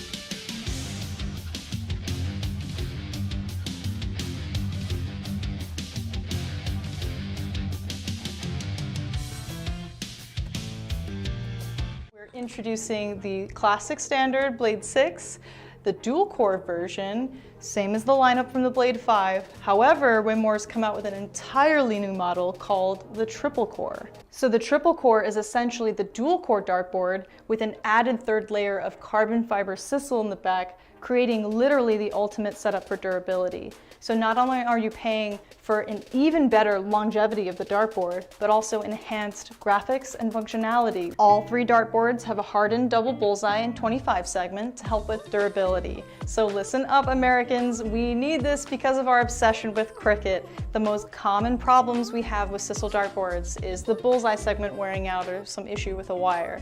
So let's just say we're not known for wearing out our doubles. All 3 dartboards come fitted with the 3 Rotolock wheels to help stabilize the board to any wall surface. But the adjustable wheels make your life so much easier because they allow you to rotate your board super quick and easy.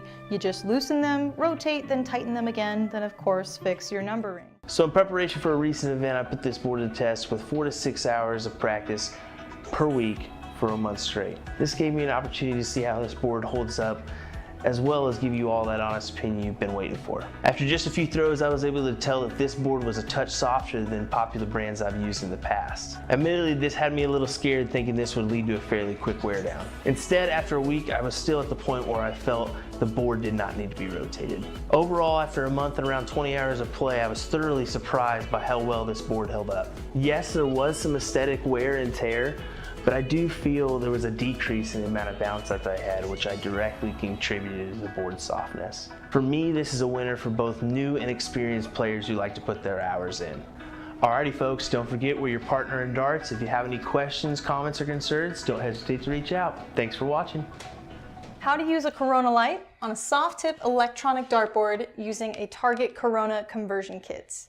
This kit comes with 4 identical pieces here. Very, very simple. The very bottom has 4 prongs that actually insert into the outer ring of the board. The other backside has a magnetic piece there that goes and connects against the magnetic feet of the Corona light. So full disclosure for this kit, it's not compatible with all electronic dartboards out there. We've tested everyone in the store. It does not work with the Target Nexus or other boards similar to that shell, and it doesn't work with the Grand Practice 13-inch board. However, it's compatible with the Grand versions 1, 2, 3, 3S, and the Grand Dash, as well as the Darts Live 100S and 200S. And that is it. You guys ready? Turn this bad boy on. Voila, that is it. Very, very easy to do, super affordable with the Target Corona conversion kit.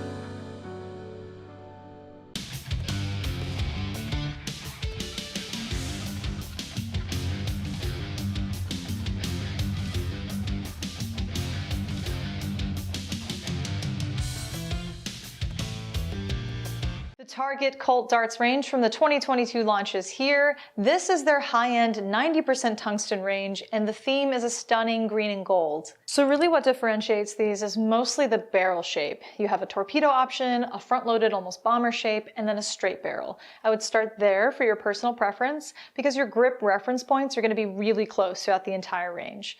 All right, let's throw all of the steel tip variants onto the Target Aspar board. And as you can see, we've got the brand new mod home dartboard system all set up, ready to go.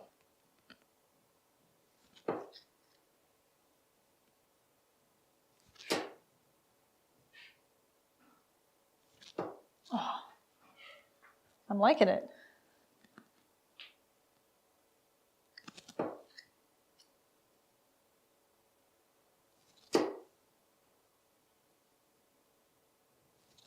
I'm really liking it.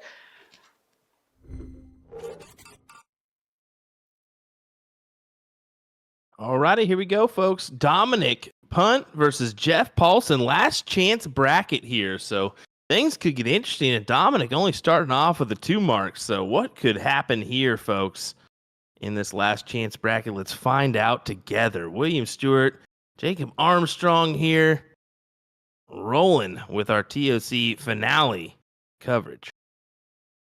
Finale qualifier coverage, I should say. Big second round from Dominic, though. Steps up and hits a big 7 mark to give himself a little padding, but Jeff could answer right back. Jonathan Long says, "What's up? Nothing much." Jeremy, Mr. Puffy, how are you, brother? Hope everything is well.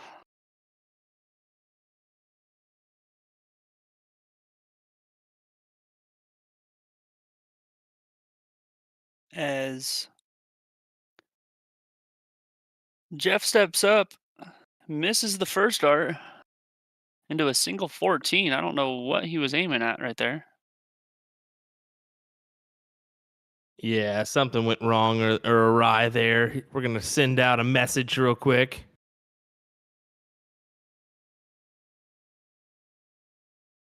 Dominic's sticking his hands up as Jonathan Long says, "Sitting in the king seat, waiting for my next opponent, feeling decent today, bracket 3.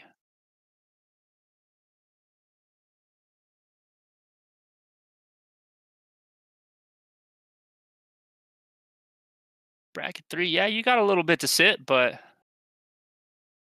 congrats on the king seat. You have qualified, is what we like to say.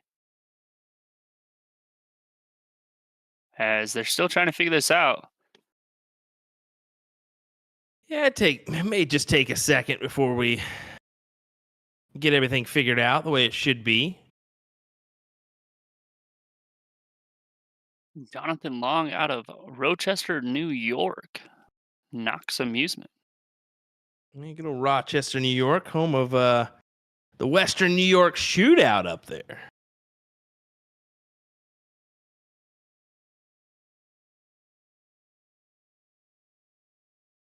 All right, looks like we're just going to take a second here. So we're going to see our ugly mugs as we go further here. William Stewart, next to me, Jacob Armstrong. It's been a good day so far. I think it's not going to be a very long day for us, to be all honest. It looks like we kind of don't have a lot of streaming locations which we can feature people, and those that we are trying to feature, unfortunately, they're not really cooperating with us, which is okay. I mean, we are getting some individuals that maybe we don't see often on our stream making their appearances, which is always nice to do. What do you think of the coverage overall? I truly like it. I mean, it's crazy what you guys do in this Partners Promoting Darts and streaming all this stuff, especially with like the CSC Challenge Series and the TOC qualifier events that we get to see on stream every weekend. And today, there's a lot going on here in the U.S. So big shout out to everyone that is tuning in to the Partners Promoting Darts stream for this last chance finale qualifier for TOC to try and itch their way in that event. So, I mean, it's awesome to watch, and it's awesome to see all the backstory of everything. But no, I've had a pleasure, and I couldn't thank you guys enough for allowing me to join you guys on this fine Saturday. So we appreciate you being here. It's been nice to have some different faces and different voices in the group for a little while, as we all know we're busy people these days. We know Sean's doing his thing, and Nick has been he continues to do his thing in the background. And it's nice having you in the mix, as well as Ryan Mooneyham when he comes and joins us. But this is all gearing up for, of course, as you can see down below, the logo Tournament of Champions. And that's going to be that really kind of the first week of October. Let me get those dates for you. The 4th. The 4th is when I get there. So 7th through the 11th is when it technically happens. All that action, whether it be triples, doubles. We also have the men's CSI, women's CSI, the elite finales, and then our new CDI, our cricket doubles invitational, which is kind of a mixed doubles event, which should be very interesting. As I had a comment asking what's Lost Boys Darts interested. Yeah, give him the spiel. Let him know what you got. Well, Justin, Lost Boys Darts is me and my best friend here in Ogden, Utah, decided to jump out of our comfort zone and start our own little Facebook stream. We stream Tuesdays and Thursday nights on the Gramboard. So, I mean, you see plenty of Gramboard stream. We try and have fun with it. Everyone is welcome. You can throw with your kids. You can throw with your grandchild. It doesn't matter to us. I mean, we're here for the fun, and we just like to have a good time. We're just two best friends streaming our times on Gramboard. So that's who we are, and we've kind of made a name for ourselves. We're chasing that 1,000 followers and getting ourselves out there. So, I mean, I had the pleasure of meeting these guys down at Team Dart NDA last year, and I had a grand old time. I mean, talking with these two, I was in the booth just sitting there listening to Will and Nick and seeing the back play of everything that these guys do every week in, week out. So that is Lost Boys Darts. I mean, big shout out to my other guy, Josh Seward, who was in the chat earlier. But yeah, that's the little rundown. And as Paul Rogers says, and kick the butt of us old men. So, I mean, we like to have fun with it. We always try and prioritize our chat. We try and reply to absolutely every single person. If we don't, we're sorry. But Speaking of the Lost Boys, I was just gonna say this is my public call out to Faithful Stewart on the Lost Boys. I don't know how I can do that. I want to do that, and this is my public call out to Faithful know- Stewart there.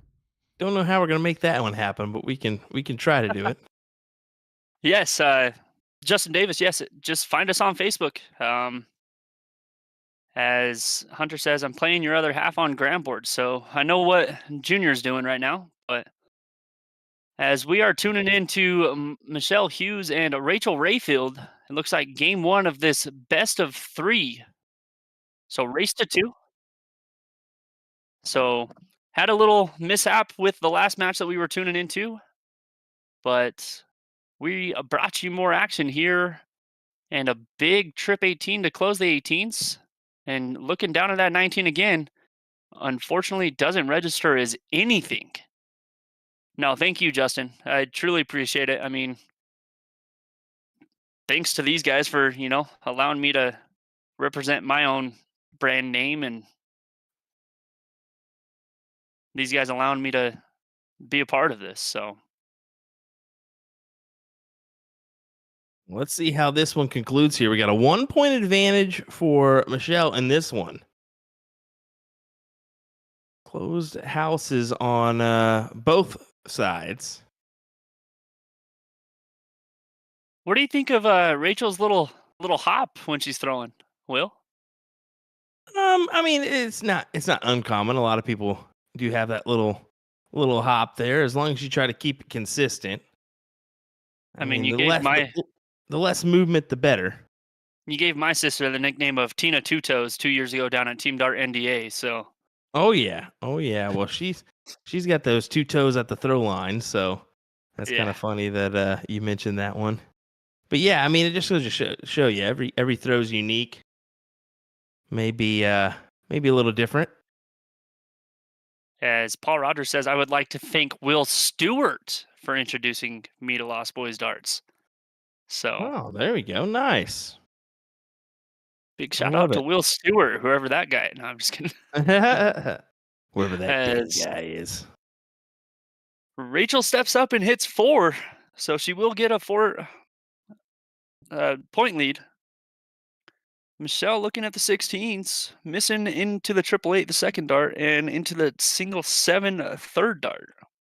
And I will say, Junior and I actually 9 darted Paul Rogers on stream one time on a cricket game, so that was probably the highlight that we've had so far. There we go. Rachel looking at the 16s after the miss into the single 3. Gets 2. Looks like only 1 hole out of those 16 trip 16s.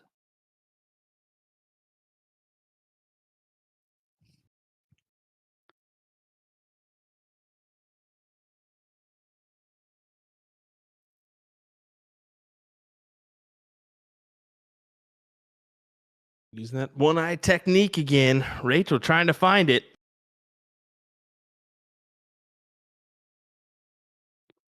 Oh, Paul, I know what happened to the match best of 21. That's why you have your jersey on your way.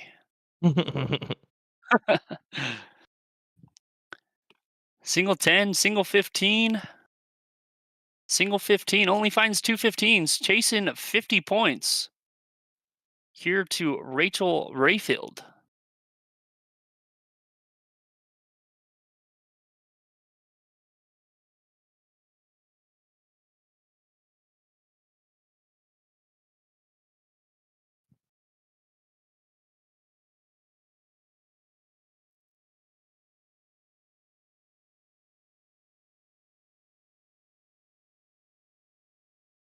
Things are getting interesting here in this one.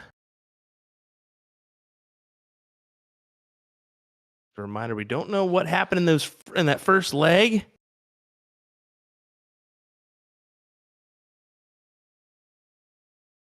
Since that Paul Rogers guy is no one in the dart community. I wouldn't say that. You're in every dart stream that I know. I see your name quite often, so I mean you're pretty well known across every platform. So single 17, single 15, looking at the 15 again as She hits a double 17 for 51 points scored, trying to get her a little more cushion.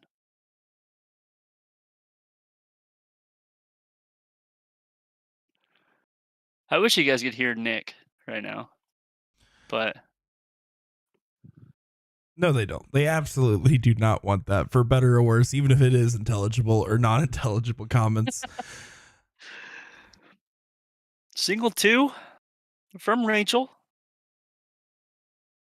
Does have a 18 or a 28 point lead. Single 15 needs another one, and we'll find the double for the close. So Nick- Rachel does have a 28 point lead. Nick, can you hop in for me real quick? Yeah, for sure. Thank you. As I'm teamed up with Nick, the young buck, DeShera. I'm not that much younger than you. I don't know. I mean, Will's old. We agree. Will and Sean are old. That's why they can give me We that. talked about this, and I thought that I was younger than you. Yeah, maybe that might be fair. If that's the case, you really can't call me young. But I'm just kidding. Well, I I'm just listened to these two call you that, so That's fair. And they also call me As Rachel- Darachi because they don't know how to read. Yeah. So yeah. As Rachel steps up and hits a single bull, needs 2 more. There we go. Here's the third. And put it on the counter. the counter it is on now. Rachel Rayfield taking that first leg here, and really, I mean, her play style from what we've got to see so far has showed that she's a very much a determined, gritty player. It's not that she has these big explosive rounds. It's that there's consistently always pressure being applied. And honestly, when her 0-1 game was looking super, super strong as well. So I'm wondering if we're going to see that continuance here. Correct. I would have to fully agree with you, as we saw earlier. But Michelle steps up and only gets 56 points. Sean, Nice. hashtag he's fired green in chat. How's it going? Looking great. Well, hashtag Sean is fired was blowing up in the chat earlier. It's actually Isn't the that guy fired? only thing we had going earlier was everyone was piggybacking on that one. As Rachel will step up and hit 79. Yeah, I mean, Rachel's just been looking really solid, and you're going to notice, and one of the biggest disparities that we do need to talk about, with this being the fourth qualifier day, right? The very last one possible, as we get to put it on the counter. I know you want to say it. Hey, well, that's 2 times. I mean, in the same match, we haven't had that all day. So, But the big thing with this being the last qualifier, a lot of the big names that you're used to seeing, a lot of the high average players already qualified. That's kind of why a lot of people prefer playing the last qualifier, simply because that gives them a better opportunity. The average pool gets a little bit tighter, and it lets a different player shine. And there's a whole field of talent out there, and waiting for this last qualifier and taking advantage of these opportunities is such a huge thing for them, from the guys and the girls on the side. And it lets a lot of new faces that you don't normally see get into these high level positions to be able to play for tens of thousands of dollars in some cases. I have to agree with you. I mean, I was there week 1 where we saw Ram Guevara, we saw Jules Van Dongen was in Maloney. one of the brackets. Mike Maloney was in there. And we also had Rick Hensey, I'm pretty sure, in another bracket as well, week 1. Yeah, you're gonna see some of those guys qualify, and once you get top 5, you're guaranteed, and realistically, top 7 puts you in really prime position to almost guarantee it as well. So when you're in that top 7 position in your brackets, there's not a lot of pressure. And for the women's, I believe it's an even wider range because there's usually not as many brackets typically. I think this year's probably the most qualifier participation we've ever had across every week now, Which is awesome. It's great. And like I was telling you guys earlier, I mean, I have 2 females from Utah. They actually, one lost to the one and only Chrissy Grimmel in her qualifier event, but then I had another one that actually took first. They qualified for the finale event. I think it was last weekend, actually. So there you go. Well, I mean, yeah, that's awesome to see. I was like, I have two females from Utah going out to the finale events representing. So as Rachel Rayfield will have a look at 120. Ooh, a single 1 first start. Yeah, Wants that first one back. Lax first start there. I understand the two dart out of going for the 20s, but I think when you're playing a fat bull format like this, and especially at the level that we've kind of been seeing them playing, taking that advantage of throwing the bull first gives you so many other opportunities of things that will make you still eligible to hit the outs.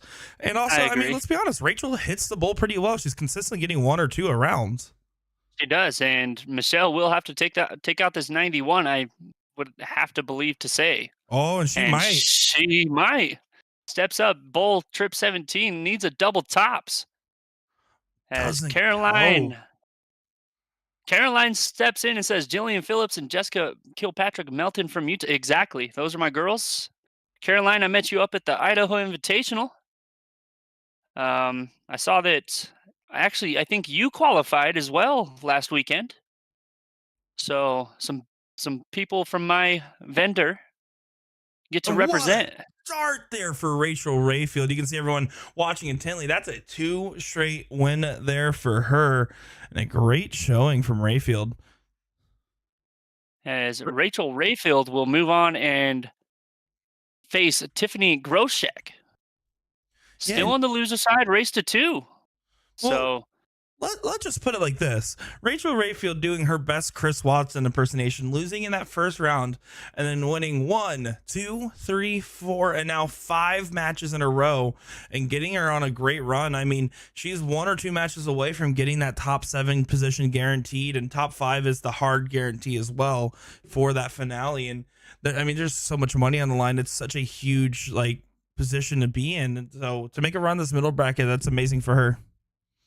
that's awesome. I mean, exactly what Nick just said. There's so many opportunities with this being a triple elimination, as we will hop back over to Dominic Punt and Jeff Paulson, the one that we started on, had a little mishap. So we are back for more action, and this will be a race to 1, as both of these guys are in that final bracket. And it's a race to 1 cricket, I believe. That is correct. Yeah, it looks like there was a issue with the board itself, and it wasn't just a misregistered dart, so they went ahead and had to reset. So that's actually, the timing worked out really well, where we can still actually see this leg. But I mean, let's be honest, Dominic Punt not happy with the fact that he's in this position, considering how much he was winning at the beginning of the day, and he's going to really need to consider converting here and continuing his run, because he's right at that cusp, if I'm not mistaken. I mean, he's at that 7th place position. If you get 6, you're basically still guaranteed. 7th, you're not necessarily 100% guaranteed because of the size of the brackets. As we are in bracket number 5, the winner of this will go take on Curtis Witherby. And then after that, Larry Keith, a person familiar to the PPD streams. As I just saw a name in bracket 4 that was actually in chat earlier. Tim Goodwin is thrown in bracket 4. Yeah, he's playing on a bullshooters in Arizona as well. Although I know Susie Smith has been rocking the board today. And I do want to give a huge shout out to the stadium in Texas, because the one thing that they have been doing, I know we got in Dominic a couple matches in a row, but when he had weights, they were putting other people on the board. We just happened to miss the timing on it. So it's really cool, because I know that they are very passionate about the streaming aspect of their bar. And so to see them rotate and get different faces on the stream and stuff is really cool to see. Definitely love it and appreciate Gabriel and everyone else from the stadium. As back-to-back 7 marks from both Dominic and Jeff. Jeff is on the board. He's on the board, but he's not in pole position. No, as Dominic goes up single 20 first start, looks at the 20 again, as Paul Rogers says, Curtis is from my area. Okay. So from Rockford, Illinois area.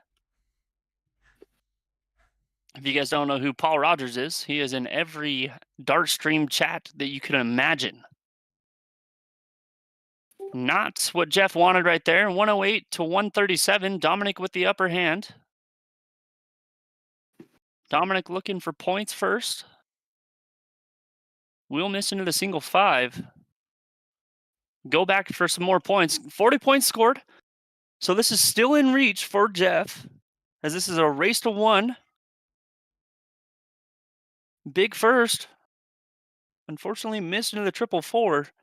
And missed into the single 4. So big first start unfortunately missed on the second and third, and Dominic will have a chance with a big first trip 20. Looking to close and goes back up for a 5 mark. As Matt says, let's get it, kid. Dom seems to have calmed down a bit now, too. Yeah, hey, I would have to agree. I'm exactly what Nick was saying. We've seen him a couple times on stream, and it seems like Dominic is definitely settled down a little bit, got the nerves under him, and finding his darts. So, Well, when you play with your heart on your sleeve, because I mean, Will was talking about how he shows a lot of emotion when he plays. There's pros and cons to that. I mean, we see it in the PDC, CDC, and everywhere else as well. You have these really good highs, and you get on these big streaks where you're feeling really confident. You can kind of, carpe diem and seek the day. And the problem is when you do have those downturns, when that adrenaline starts to dump, you'll have these big fall offs. You'll have these bigger moments of frustration. So it's, it's playing with fire, or double-edged sword per se. In this case, it seems like he's kind of helped reground. And I think honestly playing with the headphone in there, getting some good music like how he has kind of helped ground him a little bit.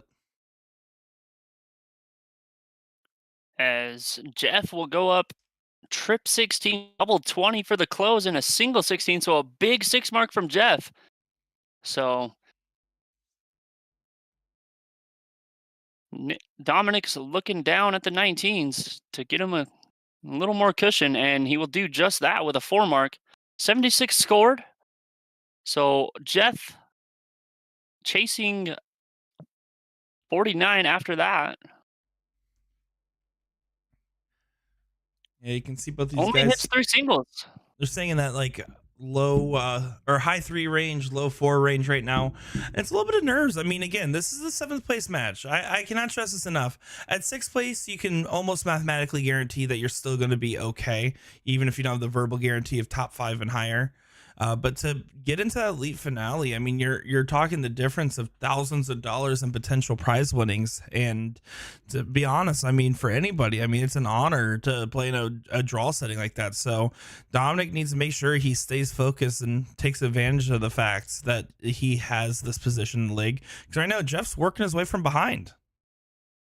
He has 200 points. 200 points. Yep. And a big 5 mark from Dominic. So Jeff is definitely itching for a big round right here. Yeah, Jeff playing from behind like this, while I do like how much pressure it does add, the fact is it's so many points to come back on in either bulls or 15s that it's going to give a massive advantage to Dominic. He just needs to control himself. And again, I don't necessarily agree with the over pointing here to this pedigree. I'm a heavy points player. But when you're doing it this much, you're honestly prolonging the game and giving Jeff a chance to get back in because they're not close to that 20 round limit at the moment. They're on round 12 right now. Correct. And I mean, one big round puts Jeff right back in this. And there's a big first start. And I mean, exactly what you just said. There's that big round that Jeff Paulson is only chasing 132. And 132, which is going to be a big task. That means that he is going to need all 6 bulls here if Dominic doesn't close it. And 6 bulls, whether you're the top level pro, bottom level pro, new to the game or not, it's a hard shot. And Dominic might not even give him a shot at it. Takes it And there with a big roar. That. Wow. And a 392 to a 383. And of note here, Dominic Punt now can say almost definitively he's going to be in that finale qualifier or the finale, Kansas City. And then there's the Masters and then the pros level, I believe, is how they did the naming scheme. So that middle bracket, I mean, Jeff Paulson might still be able to sneak into the finale. It's not a bad run, but it's definitely a little dicey if you're them because you want to be in that big pool. Exactly. And as I said earlier, Dominic will go on and face Curtis as we will switch over to South Dakota, where we have Jordan Zemansky against Ben Baxa. The whole Baxa clan was in the chat earlier, as we will see the diddle. And 95 scored for Jordan. Let me find the bracket that this one is in. Yeah, this is going to be a bracket 2 matchup here. This is the winner of this will play Matt Bella in the finals of the middle bracket here.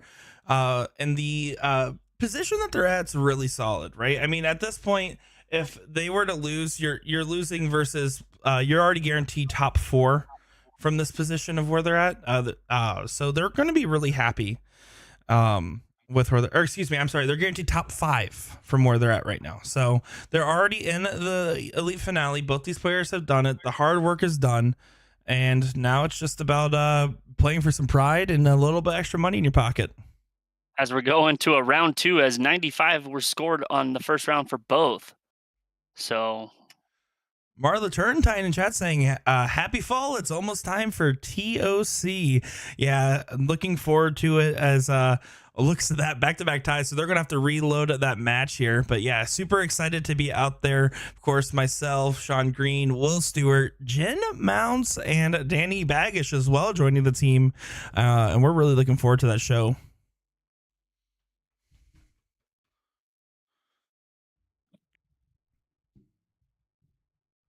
So yeah, as Brenda Grand jumps on and says, good luck, Ben, as we will go right back into this and have to diddle again as there were 2 ties. So you can see thrown to the right there, that is Hunter Smith. She was in the chat earlier commenting about these fellas, and I said, you're the one in charge of keeping them in line here, Hunter. Got a chance to hang out with her. I believe it was an NDA. Got to talk to her and Jake, and they are wonderful. You see Jake right there as well. Yep, Jake Smith and Hunter Smith, of course, thoroughly bashed me my first year at TOC, the mixed triples event. I did not stand a chance. They beat me very nicely, but on the bright side, it blossomed a beautiful friendship. As Caroline replies to Mike Maloney, between the laptop, phone, and TV. I don't know if I missed Mike Maloney's comment, but he probably replied to an earlier one. Yeah, probably. Can't wait to see everyone. You all have done an amazing job. Thank you, Marla. Well, thank you for tuning in. We truly couldn't do this without everyone that tunes into all of this. I know from being a small stream on Facebook, if it wasn't for everyone that keeps this stuff going, we wouldn't have anything to put we wouldn't have anything at all for the PPD if it wasn't for Marla and Jim Turrentine. Let's be honest. Exactly. All right, Ben Baxa to start us off here, and he's been on a tear on the stream so far. Again, these guys guaranteed those finale positions, so at this point, you're trying to make sure you make more than your entry fee back. Right now, they're at $50. If they continue winning on, they can get a grand prize of $300. Corey Jensen sitting in that king seat position, waiting to see who he plays. As Ben Baxa steps up and tries to go the white horse route, goes trip 20, trip 19, and then up and misses into the triple 4. So exactly what we were talking about earlier. I mean, Jordan does step up and hit a 5 mark, so tables kind of have turned. I mean, Ben does have those 2 playhouses, so. And again, with the position that these guys kind of get to take that pressure off their shoulder a little bit, they don't have to get any further along. They're both at that 5th place, guaranteed their position. I think they're going to have a little bit of fun with it. I think they're going to shoot some different stuff. I know personally, I play very different when I'm relaxed and in a casual setting versus a competitive one. Yeah, a high competitive tournament like this. And just give a heads up, the board cam is working just fine. I'm just going to give a little refresh there so we can not have as much of a delay. So just want to let you guys know that it is all good there. As Shane jumps in and says Jordan got first in Master last year. Okay. Steps up and hits 3 more or 72 more points on the 18, but Ben will step up trip 20, trip 18. Looking for the 9 and misses, unfortunately, on dart number 3 for a big 7 mark, though. Does have a 12-point lead over Jordan. Whatever that sign says, Ray Morgan, we don't want it. I'm just kidding. Ray Morgan, of course, played on the CSE this season in our Division 2 matchup against Jason Derby, which ended up being a shootout. Jason Derby coming out on top, but Ray Morgan and Jason Derby's match was probably the closest scoreline we've had of the season, and honestly could have gone the distance in the right setting there. As they're showing everyone. Oh, here we go. Uh-oh. Ben, will you marry me?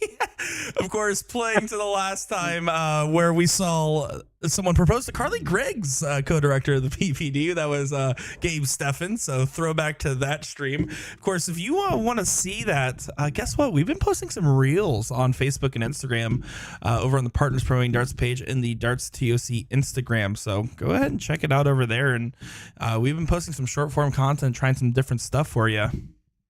As I have a shout out to me, Miss Outlaw says, hello, Jakob. Well, hello, Mrs. Outlaw. How are you doing on this fine Saturday evening? As it is now going on, what, probably, no, it's only 4 o'clock Illinois time, I'm pretty sure. I know it's almost 5 o'clock in Nick's world, so almost 6 o'clock. It's 5:50 p.m. where I'm at. We've been going live for about 2 hours and 14 minutes. So I do appreciate you guys all hanging out with us during that as we will continue our coverage following along. We did have our set of stream locations and we still have a couple in the mix here. But unfortunately, we're right now with just of the brackets and how the players end up doing. So we have a couple players we're still watching along with, so make sure to stay tuned and hopefully we'll get some good finals action here in a little bit. As we have 50 or 48 viewers in here though, so big shout out to all of you with everything going on today. I know there is a lot of dart streams going on as Ben Baxa is looking to close the bullseyes. I mean, why not stay there for the win? And no, he will decide to go up to the triple 20 and throw a 4.43. Yeah, solid stuff there. Really kind of a dominant performance. Again, these guys just kind of having some fun with it at this point, as you can see from the signs and what seems to be some very much non-alcoholic shots being taken in the background. Yeah, it must be Never want that on stream. Apple juice, maybe. Yeah, something like that. Some apple juice aiming fluid. You know, it is funny, though, and look at that, as Jordan gives us not a counter, not a dynamite. We're just going to call it a good shot from Jordan. Not a counter, yeah. We'll just call it a 9 mark. You know what? Turns out it's a good shot. Yeah, it's very interesting to see different players' approaches. Some of them choosing to drink versus not drinking while playing. I know I started as a youth player, and oftentimes I don't really drink when I play because that's just how I grew into the game. I don't either. I would have to agree with you on that. I'm not a big drinker. I will probably, have one, maybe two, just to, get it off the edge. But after that, it's just all about darts. So as Paul Rogers drops a dynamite, I don't know what that means, Paul. We don't say that on this stream. Yep, never have once said it on any of these channels for sure. No way, no how. As Ben Baxa looks to close the 20 on dart number 3, unfortunately misses into the single 5. As Shane says, not from Wisconsin, obviously. Sean Green is the man. Whoa, come on. Wow. All right. We're getting some hate comments held up on these signs or something. I'm just kidding. Well, he was replaced by none other than myself. So, I mean, as we get a boom goes the dynamite. There you go. You get one of those. That's it. The only one. We'll have one. Clip it, because that's all you get. Big shot from Ben. I was just going to say, in the background here, I am keeping an eye on some of our other matches with my eagle eye, no pun intended. Check us out on Eagle Eye Sports, YouTube and Facebook. But we have Rachel Rayfield taking on Tiffany, and they're on round 20. So it's about to be a round out over there. So that will probably be the match that we're going to jump to after this one, if it is still going on. So I just want to let you guys know there's constant content coming your way. As Ben Baxa steps up and hits a single 17, but does close on dart number 3. I can't read that one. As they held up another sign, unfortunately. Couldn't read it. But Jordan goes up and only hits one single 16. And Heather Fuller says yes, because we said it one time. Big first start. Oh, come on. Give it to us, Ben. That's a what there. That's for Heather as well. That's a what moment. That's a huge shot. I mean, you can tell the difference, right? That's massive. Yeah. There's almost we were watching Ben for quite a bit earlier, and while he has not had like any bad games, I definitely think that he's by far a different version of himself and very much loosened up and really playing like optimal self right now. No one Really knows is. qualified. He's just throwing darts at this point. Susan says, "Wow." Sorry, Susan. Couldn't read the sign that you guys just held up. You might just have to re-hold it up. But Ben Baxa looks to have the upper hand on this one. Between this wooden nickel bar and the Union Lake Eagles, we're getting a lot of signs nowadays. So put it on the dynamite counter. Dynamite counter. Hey, I like it. As Ben Baxa will advance as he wins 2-0. And he will go on to face Matt Bella. Still on the one side loss, race South to 2. Dakota still gets the W. That's what they said. Wow. All right. We're having some fun with it here. And hey, so congratulations to Jordan, because at this point, even if he wins or loses his next match, he is guaranteed a spot in that elite finale. He did his work today. We're going to take a moment here. We're going to go ahead and just get set up with our Rachel Rayfield match that we're going to be switching to here, or Susie Smith, one of the two. So just give us a moment here. What's the over-under that we get back on the stream? Oh, no. We're not putting any more bet lines out. That's Will's job, and I think he's in with Sean. They're both fired. So we'll be back in just a moment here, folks. I am Nick Teixeira, joined by the one and only Jacob Armstrong from Lost Boy Darts, and, of course, Will Stewart in the background for USA Darts. And we've been having a great time here at Partners Pro Darts. Don't go far, folks. We'll be back in just a moment.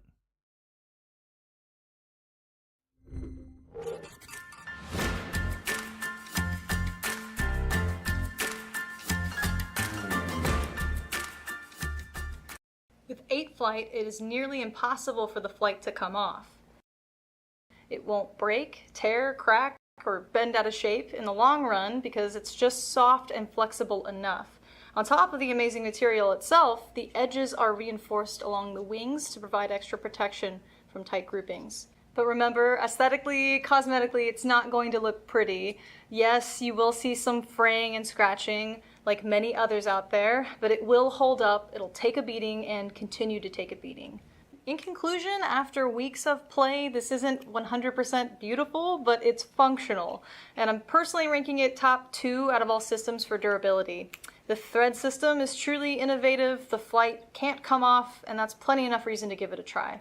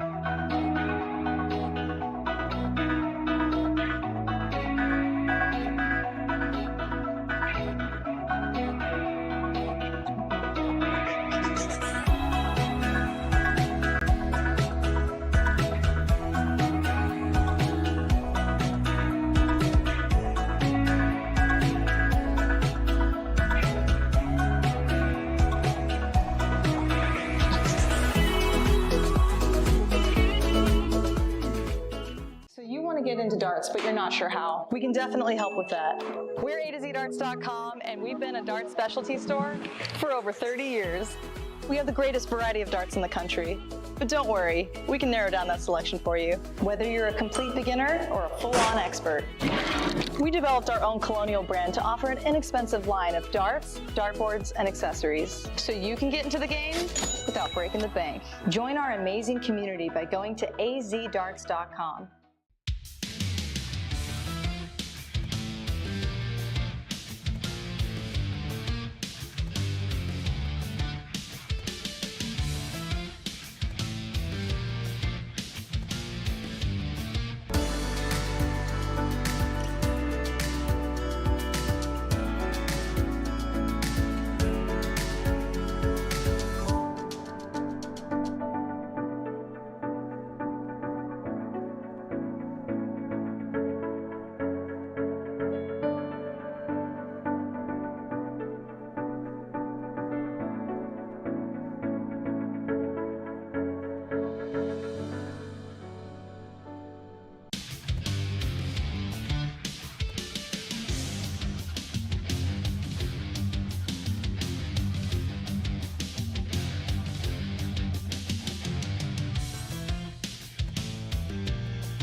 Introducing the classic standard Blade 6, the dual core version, same as the lineup from the Blade 5. However, Winmore's come out with an entirely new model called the triple core. So the triple core is essentially the dual core dartboard with an added third layer of carbon fiber sisal in the back, creating literally the ultimate setup for durability. So not only are you paying for an even better longevity of the dartboard, but also enhanced graphics and functionality. All 3 dartboards have a hardened double bullseye and 25 segment to help with durability. So listen up, Americans, we need this because of our obsession with cricket. The most common problems we have with sisal dartboards is the bullseye segment wearing out or some issue with a wire. So let's just say we're not known for wearing out our doubles. All 3 dartboards come fitted with the 3 rotor-lock wheels to help stabilize the board to any wall surface. But the adjustable wheels make your life so much easier because they allow you to rotate your board super quick and easy. You just loosen them, rotate, then tighten them again, then of course fix your numbering. So in preparation for a recent event, I put this board to the test with 4 to 6 hours of practice per week for a month straight. This gave me an opportunity to see how this board holds up, as well as give you all that honest opinion you've been waiting for. After just a few throws, I was able to tell that this board was a touch softer than popular brands I've used in the past. Admittedly, this had me a little scared, thinking this would lead to a fairly quick wear down. Instead, after a week, I was still at the point where I felt the board did not need to be rotated. Overall, after a month and around 20 hours of play, I was thoroughly surprised by how well this board held up. Yes, there was some aesthetic wear and tear, but I do feel there was a decrease in the amount of bounce that I had, which I directly contributed to the board's softness. For me, this is a winner for both new and experienced players who like to put their hours in. Alrighty folks, don't forget we're your partner in darts. If you have any questions, comments, or concerns, don't hesitate to reach out. Thanks for watching. How to use a Corona light on a soft tip electronic dartboard using a Target Corona conversion kit.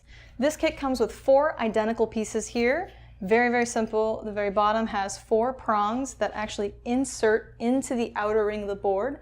The other backside has a magnetic piece there that goes and connects against the magnetic feet of the Corona light.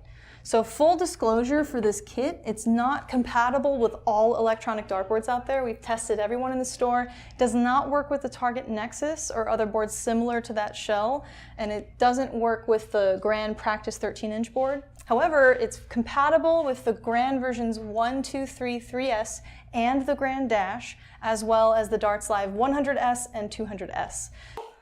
And that is it. You guys ready? Turn this bad boy on. Voila, that is it. Very, very easy to do, super affordable with the Target Corona conversion kit.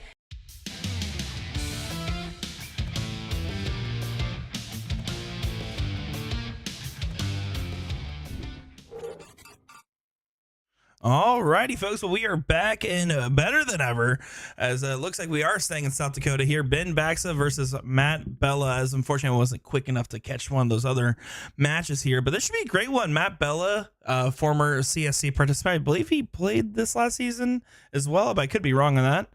And of course, Ben Baxa, we've been following him along, and I am Nick Teixeira, joined by Will Stewart and Jacob Armstrong. Jacob, are you excited for this one? Hey, we're excited. We get to see Ben for probably the 3rd time today, as he still decides to go trip 20 and then down to the 19.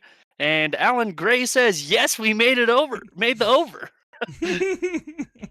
Yeah, well, we noticed with with this type of stream, this and nationals and even all-star triples, which our first one will be on the 16th this month. So mark that in your calendars, everybody.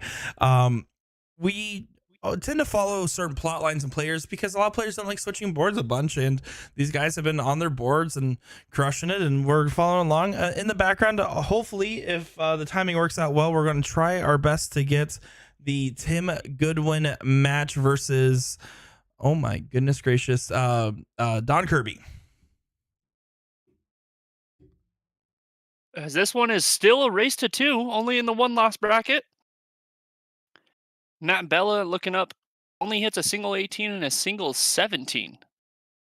See how many signs we get in this one, as Ben Baxa jumps up, still has the 20s.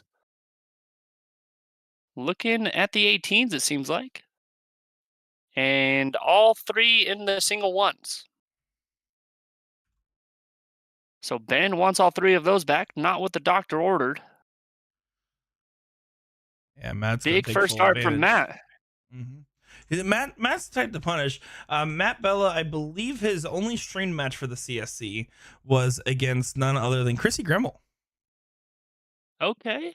Chrissy Grimmel being our only female participant to play it since we switched to a mixed gendered type format.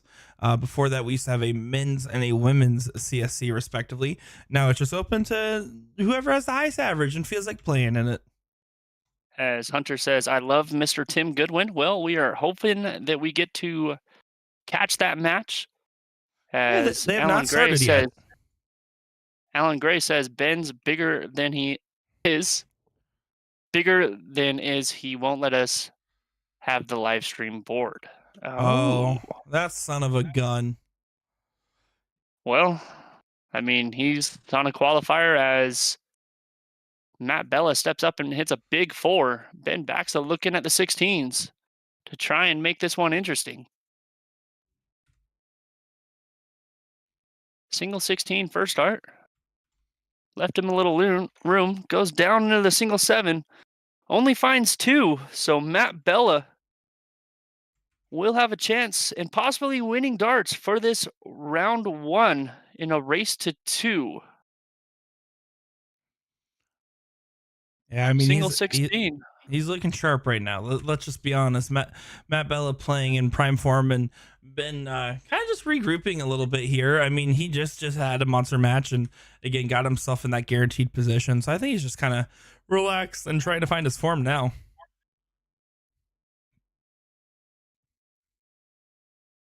Jakob, would you go down to Phoenix with me one weekend to play blind draws down there? Are you saying at the bull shooter? I don't know. That would have to be a talk for not only me but my better half to see if I can get a weekend away with baby boy being here any day now. So have you used better half to describe your significant other and Junior? Yes. I'm just making sure I understand the plot line here. Yes. No, my better half is the one that is carrying our child right now.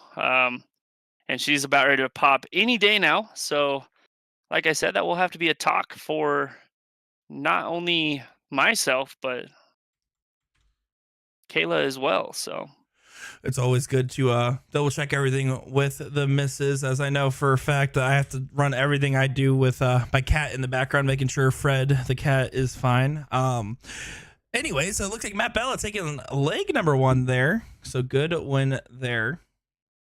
I believe, if I'm not mistaken, out of the Wood Nickel still playing in the tournament, we have Devin Hunter and Wes White still kicking in the bracket here. So just want to give a shout out to those guys. You can see Wes White thrown in the background there and Devin Hunter somewhere around. Did get a chance to interview him over at Kansas City. Other half and better half, it was a little different as my little brother steps up and has my back. But Josh does say, me and Kayla make the whole better, Jacob. So Ben Baxa will lead this one off in a race to 2, being down 1-0. As February is the Arizona Open, I believe. Ooh, that might be a fun one to catch. I think that's over President's Day weekend. Down at the bull shooter. As Ben steps up, trip 20, second dart, and finds it on the 3rd as well for 60 points scored. So Ben relaxing a little bit. Yeah, one thing to note when you're doing these, let's go, Benny, from David. I just one thing to note when you're playing these best of 3, when you're playing these short formats. I was just playing at Bull Shooter Florida yesterday in these singles, and one thing to keep in mind is it really is down to who gets the stronger start. The middle stuff almost doesn't even matter nearly as much. It's can you start off strong and can you hit the 3 bulls at the end? And whoever tends to have the better start will kind of run with it. There's not a lot of room for error when you're playing at this level, where you can kind of come back from a lax start. Couldn't agree more. I mean, as Ben just went up, in 3 single 19s, closes Matt's 19s. And I think Ben will go over to the 18s as Matt only hit 2 of those. Misses into the 444. Finds it on the second one, though.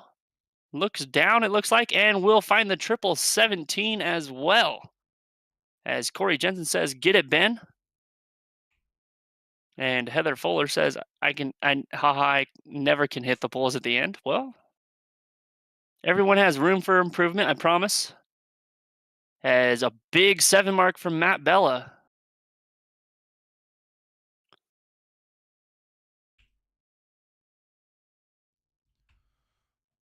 Ben looking up at the 20s to get the point lead back. Looks like he's going to stay there and misses into the single one. So this is still interesting. Matt Bella with a 3-point lead. Could possibly close, but I think he's going to go all 16. Oh, no. Single 18 first.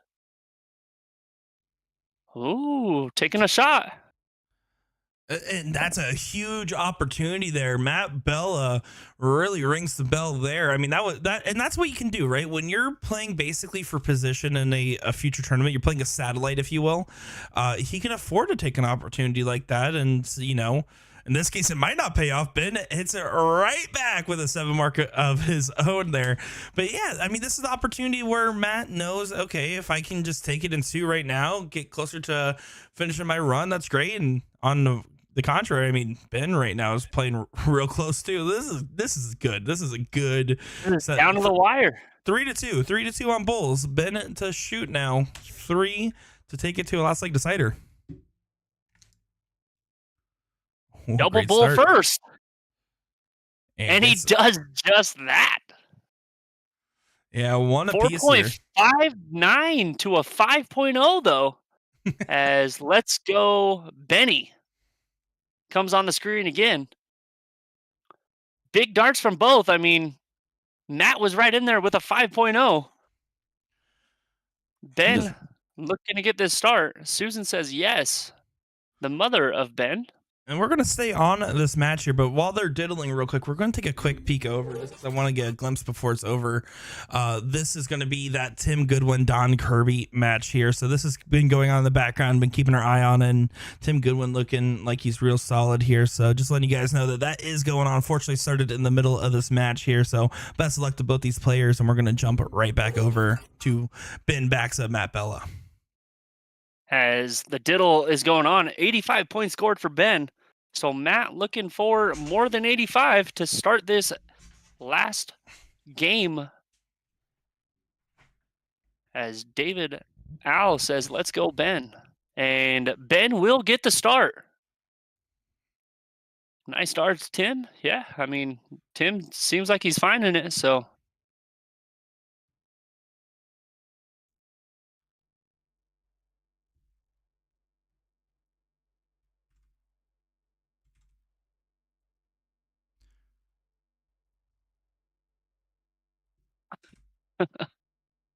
As this will be a 501 open in, open out.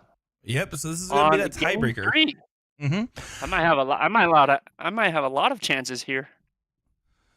Yeah, this is it's definitely interesting that they do it in the middle leg here. I personally, as a player, I would prefer, or as the last leg, I would prefer it to be in the middle leg. I think I would have to agree with you. A quick game, and it's just tough. I know that we focus on cricket because majority of the PPD tournament is cricket. There's very few 0-1 games that you do get to play, and the ones you do are only in loser side. As a put it on the counter from Matt Bella. So it's hard knowing that position, right? Knowing that it's kind of in the last. I really wish it was in the middle, but I do know that we've experimented with some different stuff. As James Goodwin in the chat says, let's go, Ben. Who's Tim Goodwin? As Ben backs a steps up and hits a 117. Matt, perfect through 3. Yeah, and normally going second here, you kind of normally would feel pressured to go for the 180 to potentially leave yourself a 9-dart finish in open out. But in this case, with Ben at 279, if he does hit a hat trick, still has to hit a good combination finish. So he feels free to get himself in range and try to tee up the shot. Ben backs are looking for that big round right here as he's throwing a 37 point per dart. Big first. Yeah. He's going to try to leave that 129, although it's not a pretty finish.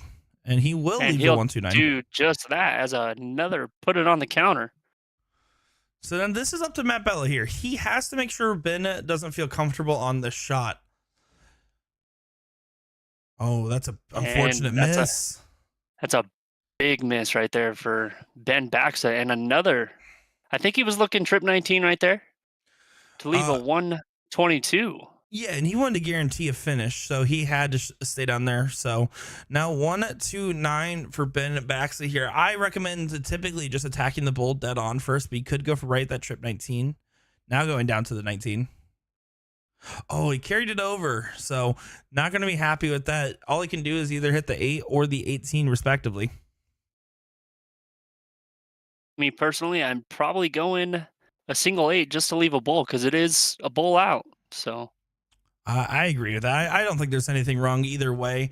I'm a big fan of leaving myself the bull as well, but also sometimes I guess I'm so used to playing doubles with freeze rule, which you'll see in some of the PPD leagues. I'm so used to bringing it down as low as possible. Oh, Matt Pella goes wide on it. Single 20. So Ben Baxa with a winning dart. Hits it first dart is my projection. We'll see. There's a little bit of pressure on it. We'll see what he does. Nails it. Gives us a little roar there.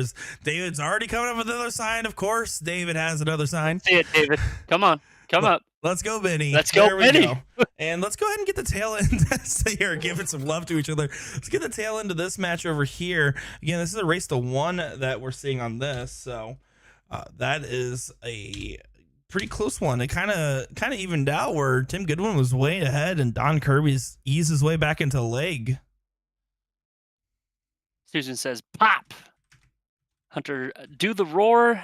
And Alan says, that's why we are on the stream, baby. Stephanie with a yes. Big darts from Ben right there. As Tim Goodwin looking to get right back into this. And a big 7 mark. So, again, only chasing 40 points is Don Kirby. Don Kirby looking to have a good round. Yeah, Don Kirby, of course, if you watch the Siege over with Sean Green's show, I know he's fired, but I'll give him a little bit of love here. I have seen him play on there before. That's where I'm most familiar with him. And I know he's a pretty well-renowned shot in the area, and he shows why there. That was some real grit on that last start for the double 16. As Hunter asks, so how many 9 marks do you think is going to happen on Monday, Nick? So that's going to be Leonard Gates, Rick Hensey. Someone actually asked me last night at Bullshooter. They said, what are you playing? They said, I guarantee it's going to be 40 or more 9 marks. And I said, that's 4 over the record. Oh, look at Don Kirby's celebration. Don Kirby goes single bull, double bull in this race to 1 last chance bracket. But Tim Goodwin finishing in that 6th spot.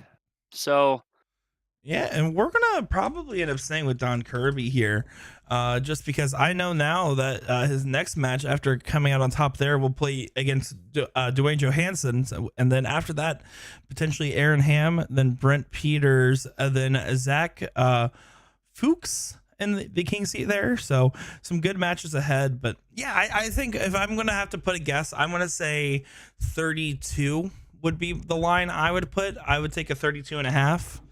On the line for 9 marks for Monday, and I will personally take the over, but I don't know. I mean, to get that many 9 marks requires both players to drag out the games, not end them within 5 rounds, and to go 9-8. So it's going to be tough. It's going to be a tough record. 36 is something that, while I do think we'll see it beat one day, I don't know if it's happening this season.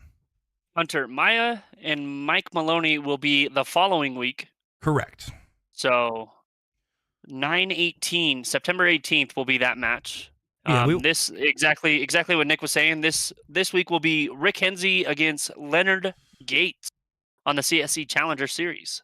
Yeah, we want to see both top 4 matches. There was no reason for us not to feature both of them, so we just said, you know what? We want to spare everyone. 2 weeks in a row, Millar is too much, if you ask me. So we wanted to go ahead and save everybody here and spread it out a little bit. But yeah, no, it's going to be real exciting. And I believe there was a poll on the Smash Darts page about the Millar-Maloney match. And Millar was not very happy when I put my vote in. Let's just say that. As earlier in this stream, we brought that up, and I've never had an argument last that long on a Lost Boys darts stream ever. It was not an argument. It was just a marital dispute between me and Millar. No, it's funny though. Like him and I were joking around those comments and taking some jabs at each other. But every time we do an interview, we end up talking for one time it was 20 minutes extra. Another time it was an hour extra. Those interviews are about 5 minutes long at most before they're cut down. So we end up talking for an extra hour plus. He'll ask me my opinions on things. I'll ask him his opinions on things as well. So Millar is a great guy, and I love when I get a chance to interview him and Maloney and really all these guys. I mean, it's really cool the insights you get, considering I'm just some guy that happens to stream darts and didn't expect to be in the position to talk to the people I get to talk to consistently. Well, now I get the opportunity to talk to you and Will Stewart and Sean Green. So I mean, Yeah, not as That's where cool. darts Not as bring cool us. names. You just named way less cool people than Millar and Maloney and all the like. We're all right, but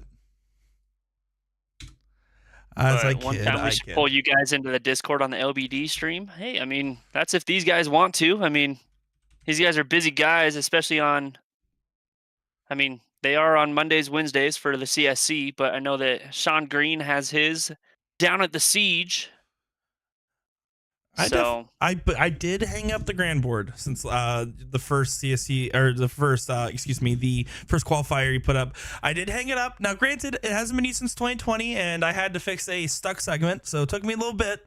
But I think I got it up and going, so I might pop in on a Thursday. Thursdays are usually the days where I'm free, so that's what I like to hear. We'll see. Mark McFadden. Oh, look at that. Rochester, New York, holding it down in the elite qualifiers today. I'm pretty sure he's talking about Josh Long, right? There's a couple. Jonathan Long is definitely Jonathan one, Long. but Mark McFadden, of course, did qualify as well, and he is a great friend of USA Darts. Of course, he did tune in on the Monday stream and said the two beautiful souls talking about Sean and Will, but forgot to include me. So that's cool, Mark. I thought we were friends and on the same team. I just kid. Aaron Ham, previous CSC winner, by the way, is who he's talking about as well.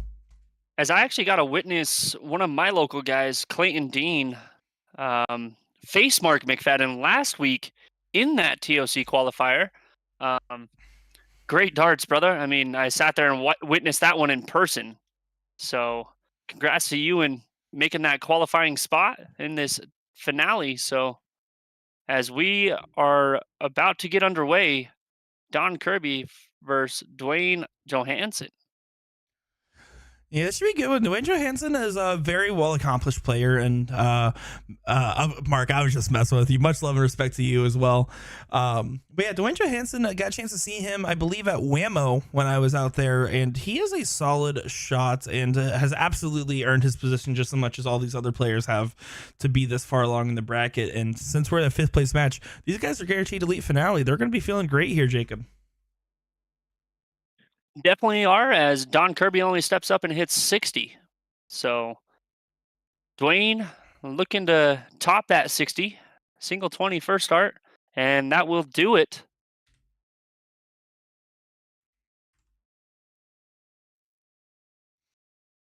So Dwayne, for sure. As Dwayne will get the start here in the race to one last chance bracket. It will be Don Kirby and Dwayne Johansson in that fifth place spot, looking to kind of edge their way in a little bit deeper. Don Kirby, we've seen on stream a couple times. We saw the tail end of him versus Tim Goodwin. Dwayne steps up and gets a 4 mark on the 20s.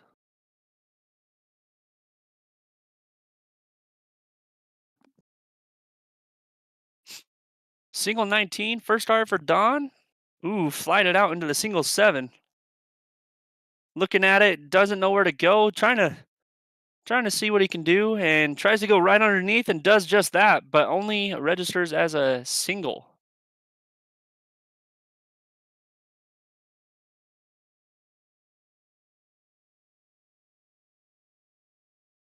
As I'm talking to Junior from Lost Boys. Triple 20, triple 19 for a big 6 mark. And we called Don the rapid fire Kirby earlier. just kind of gets up there and throws them. I kind of like it. Doesn't really think much about it. Doesn't get in his head and just goes with the flow. Dwayne looking to close those. Does that just on the first start as a big white horse from Dwayne Johansson. And I'll give it to you. Heather, this one's for you. A big boom goes the dynamite. Yep. Now the stream's downhill. All right, that's enough. You're done. Hey, you did it once. I'll do it once. Will has not done it, so. Well, Will is the boom guy, so he's got his fair share, and doesn't feel the need to do it as much as now he's a trendsetter because he was definitely the first one to do it, and nobody else. Yeah, hey, well, there it is. As Dwayne looks to have the upper hand on this. Don Kirby just throws him.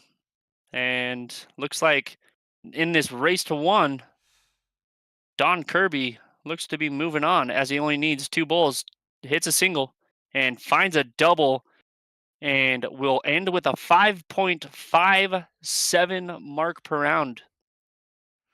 He will go on and face Aaron Ham, which Mark McFadden was just talking about. Yeah, previous CSE winner. I believe that was season 3, if I'm not mistaken. So super class act guy that did really well, and I know Sean Green got a chance to meet him, if I'm not mistaken here. So yeah, I mean, super cool stuff that we're seeing, and unfortunately that will be the end of the run for Mr. Kirby, but not before he accomplished his mission that he sought out to really do here. So we have just a slight break here, and then I believe we're going to go right back to either Rachel Rayfield or potentially Ben Baxa. So don't go far, folks. I'm Nick Teixeira, joined by Jacob Armstrong and Will Stewart.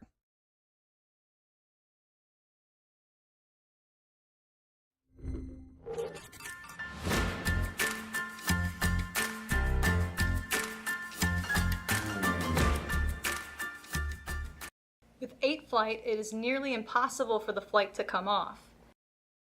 It won't break, tear, crack, or bend out of shape in the long run because it's just soft and flexible enough. On top of the amazing material itself, the edges are reinforced along the wings to provide extra protection from tight groupings. But remember, aesthetically, cosmetically, it's not going to look pretty. Yes, you will see some fraying and scratching, like many others out there, but it will hold up, it'll take a beating, and continue to take a beating. In conclusion, after weeks of play, this isn't 100% beautiful, but it's functional. And I'm personally ranking it top 2 out of all systems for durability. The thread system is truly innovative, the flight can't come off, and that's plenty enough reason to give it a try.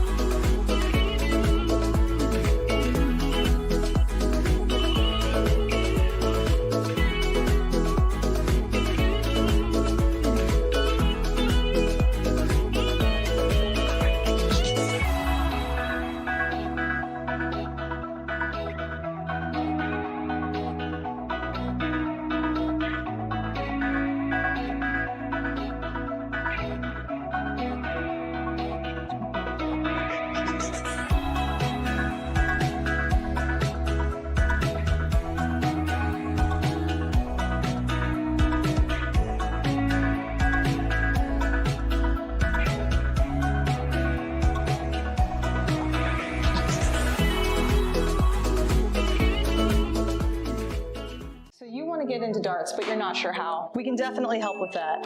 We're AtoZDarts.com, and we've been a dart specialty store for over 30 years. We have the greatest variety of darts in the country. But don't worry, we can narrow down that selection for you, whether you're a complete beginner or a full-on expert.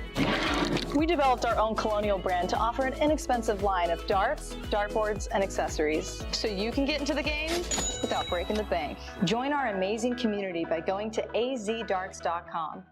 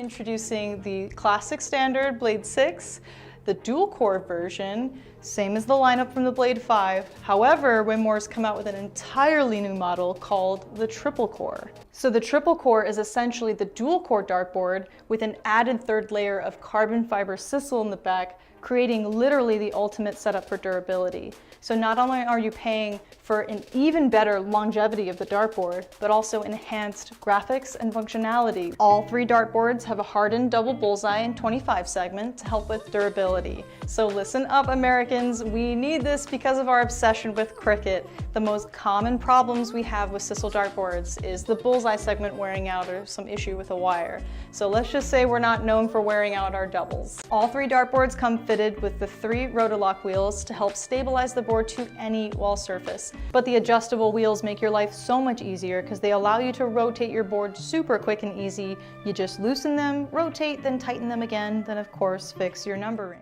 So in preparation for a recent event, I put this board to the test with 4 to 6 hours of practice per week for a month straight. This gave me an opportunity to see how this board holds up, as well as give you all that honest opinion you've been waiting for. After just a few throws, I was able to tell that this board was a touch softer than popular brands I've used in the past. Admittedly, this had me a little scared, thinking this would lead to a fairly quick wear down. Instead, after a week, I was still at the point where I felt the board did not need to be rotated. Overall, after a month and around 20 hours of play, I was thoroughly surprised by how well this board held up. Yes, there was some aesthetic wear and tear, but I do feel there was a decrease in the amount of bounce that I had, which I directly contributed to the board's softness. For me, this is a winner for both new and experienced players who like to put their hours in. Alrighty folks, don't forget we're your partner in darts. If you have any questions, comments, or concerns, don't hesitate to reach out. Thanks for watching. How to use a Corona light on a soft tip electronic dartboard using a Target Corona conversion kit. This kit comes with 4 identical pieces here. Very, very simple. The very bottom has 4 prongs that actually insert into the outer ring of the board. The other backside has a magnetic piece there that goes and connects against the magnetic feet of the Corona light. So full disclosure for this kit, it's not compatible with all electronic dartboards out there. We've tested everyone in the store. It does not work with the Target Nexus or other boards similar to that shell, and it doesn't work with the Grand Practice 13-inch board. However, it's compatible with the Grand versions 1, 2, 3, 3S and the Grand Dash, as well as the Darts Live 100S and 200S. And that is it. You guys ready? Turn this bad boy on. Voila, that is it. Very, very easy to do, super affordable with the Target Corona conversion kit.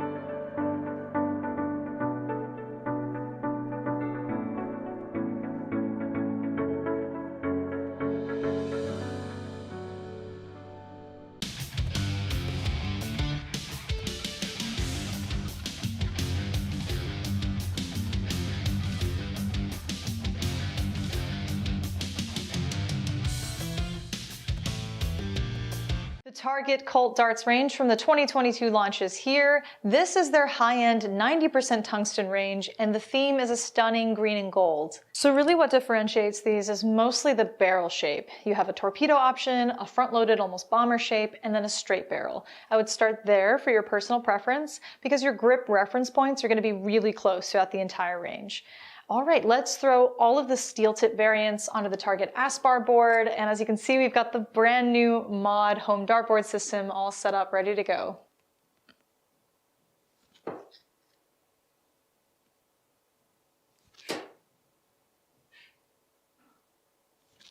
Oh, I'm liking it.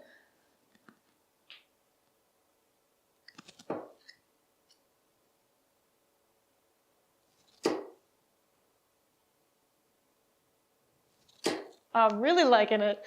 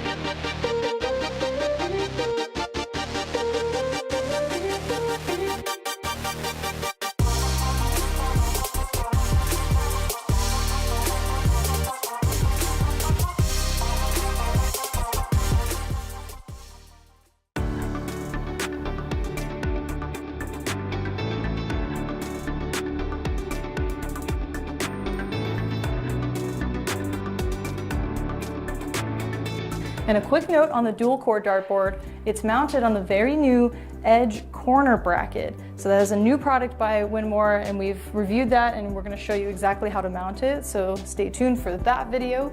But in the meantime, let's chuck some darts. Okay, we'll go 20.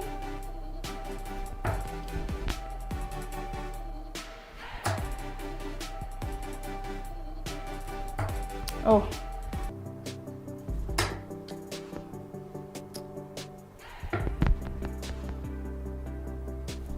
Oh, missed the hat trick again. That's okay. But did you guys notice that this corner bracket is freaking solid, man? The board is not shaking at all, at least from my vantage point. I'll check to see the close-up afterwards. But even removing the darts, solid board, solid corner mount.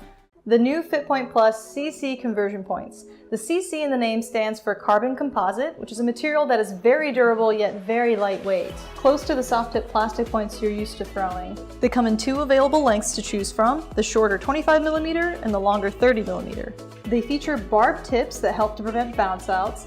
Something to be said about these is they're very aggressive at first, versus being made smooth and wearing out to virtually nothing. So you can speed up the smoothing process by taking sandpaper to the barbed section. Here's a quick comparison of a brand new set versus a set used in a few games. When these were brand new, we noticed they pulled up fibers from the dartboard, so we recommend throwing at unpopular numbers. The left side of the board, definitely not the bullseye, treble, or doubles. They include a FitPoint Plus tool to loosen and tighten them. Couple that with a set of O-rings and you're darn near guaranteed a secure fit. That concludes our review. This product is available on our website, atozdarts.com. Remember, we're your partner in darts, and thanks for watching.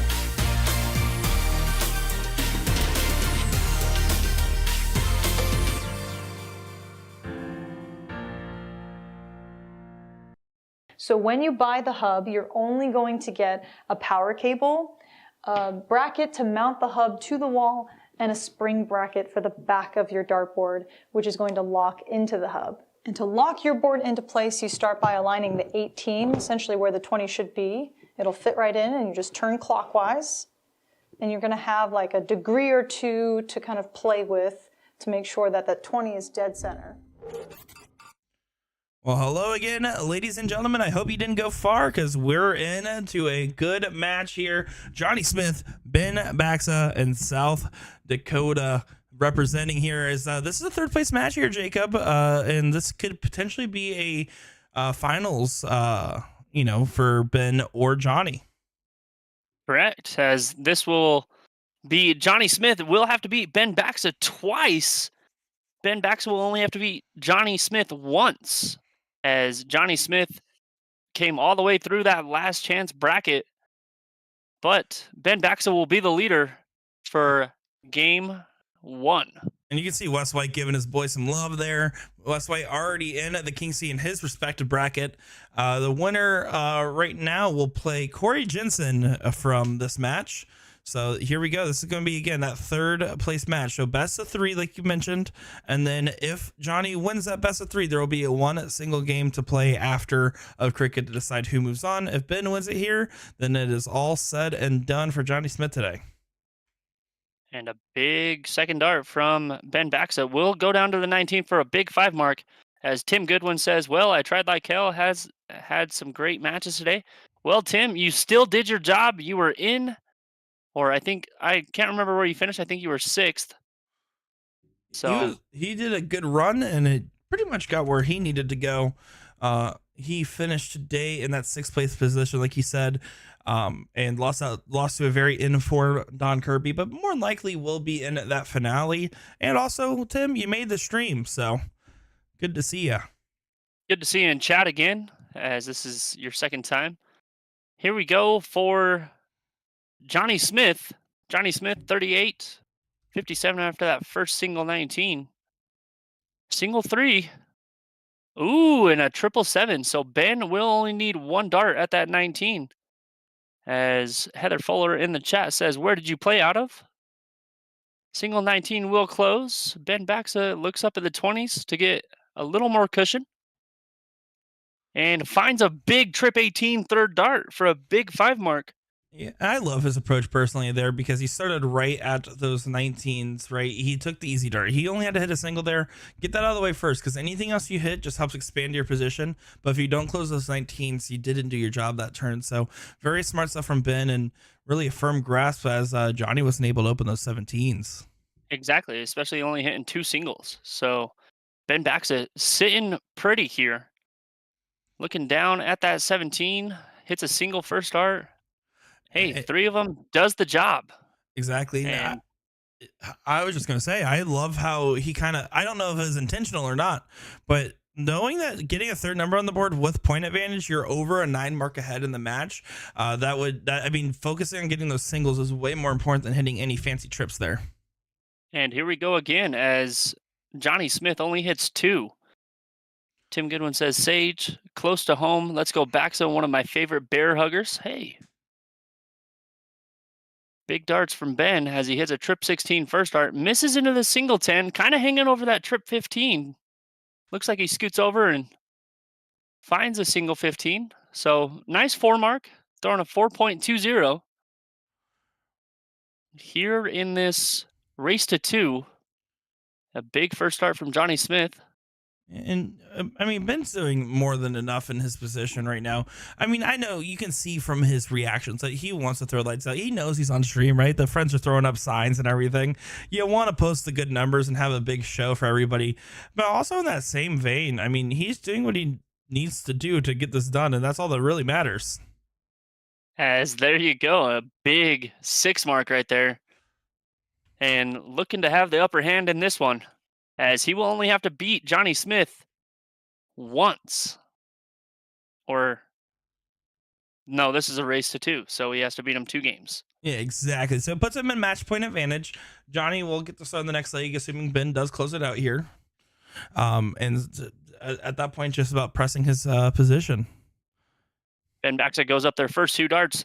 with 2 single bowls with a 4.35 mark per round average right there. Big darts from Ben Baxa. So as Nick DeShera said, Johnny Smith will get the start. Yeah, absolutely. So he's going to get things going here. And the key is that I don't think he felt comfortable in that leg at all. He's going to have to figure out how to get comfortable. And you can see the big walk back there. He wants to go ahead and make sure that he starts off right. If you start with anything less than a 5 mark, you're simply not starting with enough at this level. Single 1, single 20. Kelly in the chat says, boom, Baxa, finish, let's go. Stephanie also drops a nice. So Ben with the start. I mean, only a single 20 from Johnny Smith. Big second dart, and he looks down at that 19 and hits. Well, and look at what he did there, right? He threw that first dart low on that 20, hugging that wire, dead center there. It gives you such a nice angle with the way that his darts seem to fly to be able to ride that barrel in, and that's exactly what it did. It rode the barrel into the top left corner of that 20 bed. After that, you already accomplished your goal. You're at match point advantage. Press it. Go ahead and play aggressive. Go ahead and switch off that 20. You don't have to stay there. And I'm not going to lie, Johnny Smith seems like trying to find it, but just missing barely. So 2 single 18s. I mean, 3 singles gets the job done, but misses high into the single 1. Yeah, Johnny Smith did have to beat Matt Bella to get back into this match here. And I mean, he's had a good day, but I just know, especially for some of these players, it's just they know that they came here to get top 5. And it's not that they're trying to bring down averages or anything else. It's simply just that do or die grit mentality kind of goes away when you know you've already done what you need to do. And at this point, you're playing for marginal prize money increases. Ben Baxa has a 2-point advantage. Looking down at the 17 as he only does need 118. He'll look up there now. Does just that. I kind of like that. I mean, looking at the 17 first, only needing 118. Has a 2-point advantage, but a big round from Johnny Smith will get him right back into this.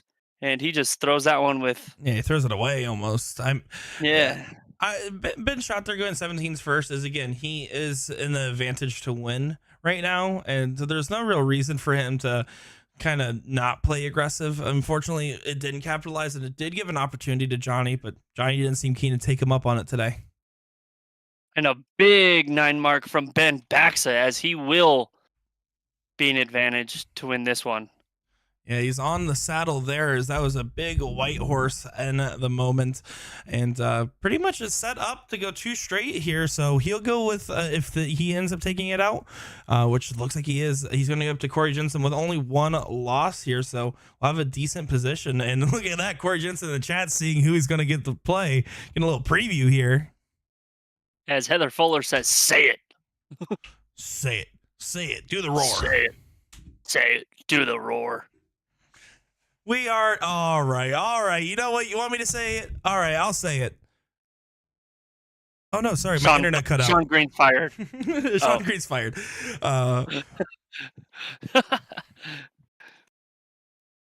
Ben Baxa only needed 1 bull right here as we put it on the counter for Johnny Smith. Johnny Smith still down. Tim Goodwin, of course, brother. Hey, you did what you needed.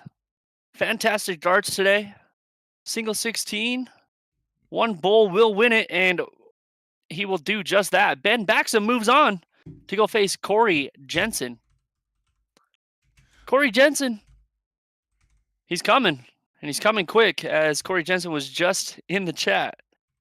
So we will stay right here for more of this TOC finale qualifier final event. Yeah, this is going to be the finals here. So let's talk about what that format change will be like, so that way people are not surprised here. First off, it's going to go with the format of the person with the least amount of losses, because it's a triple elimination tournament. So first off, Corey Jensen hasn't lost yet, right? So we're going to start with a best of 3 in all cricket there. If Corey Jensen does not win that first leg, it will then go to the losers bracket format because they'll both have one loss. At that point, that will switch to the Cricket 01 format that we've been seeing. And if both players get to 2 losses, we'll switch to the last leg decider format there. So you're going to see a range of formats here, but basically a lot of cricket, a little bit of 01 potentially. But Corey does have to beat Ben twice. Ben has to beat Corey 3 times in sets. So put your seatbelts on. We might be here for a minute as we bring you more action. Yeah, we're just going to go ahead and take a brief cutaway here for a quick second. We're just going to take a look, listen to some tunage as we get these guys set up on their board. It should be literally less than 5 minutes, so don't go anywhere. We'll be right back to the action in just one moment. Nick Teixeira, Jacob Armstrong, Will Stewart somewhere, probably.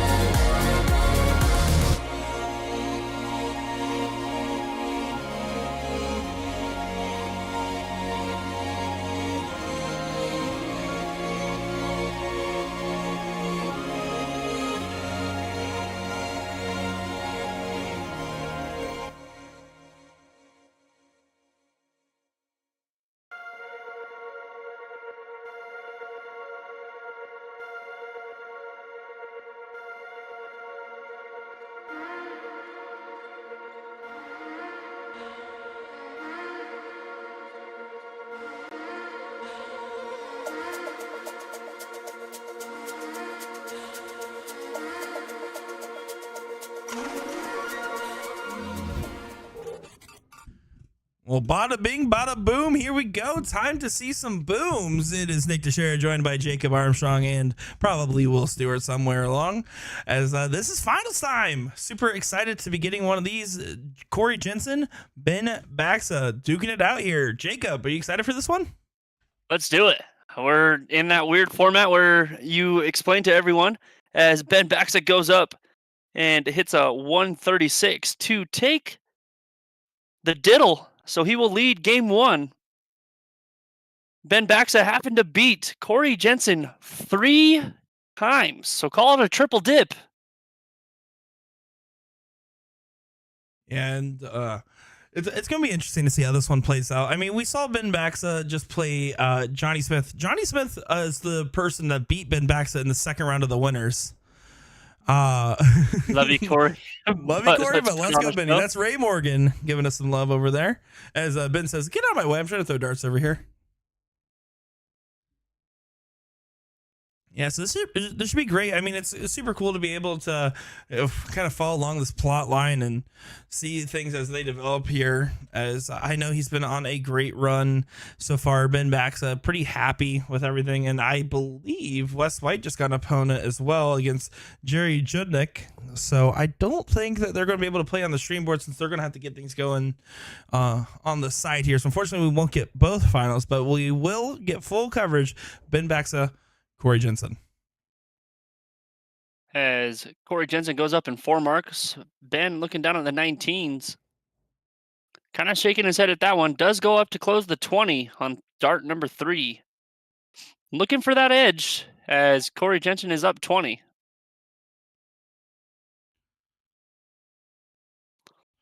Three singles will do the job, but he misses. Yeah, that's just one of those things you can't lose focus there, because now Ben can, if he hits even a 3 mark, is feeling great. Anything else is awesome, right? He did not expect to get this opportunity at the board here, and it's up to him to capitalize on it.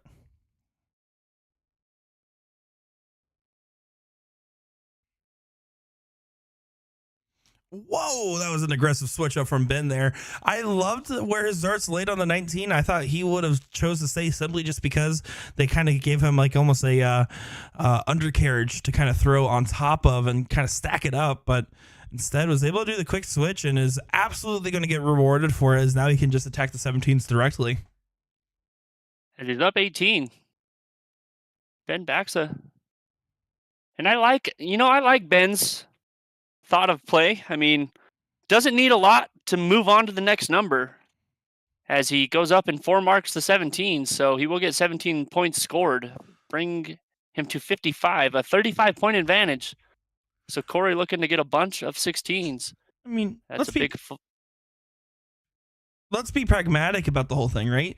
Corey Jensen had to sit for about an hour, maybe a little bit longer, right? He had an hour plus sit, and that's inevitable when you are doing well and getting the king seed of any tournament, right?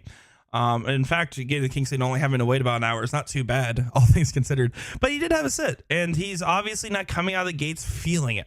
And so with that being said, Ben can really punish it. He wants to keep the leg short, playing him super aggressive, because the more time Corey gets at the board, the more likely he gets to remember how he got to this point in the first place. As you can see, he's going to progressively get better as this match goes on.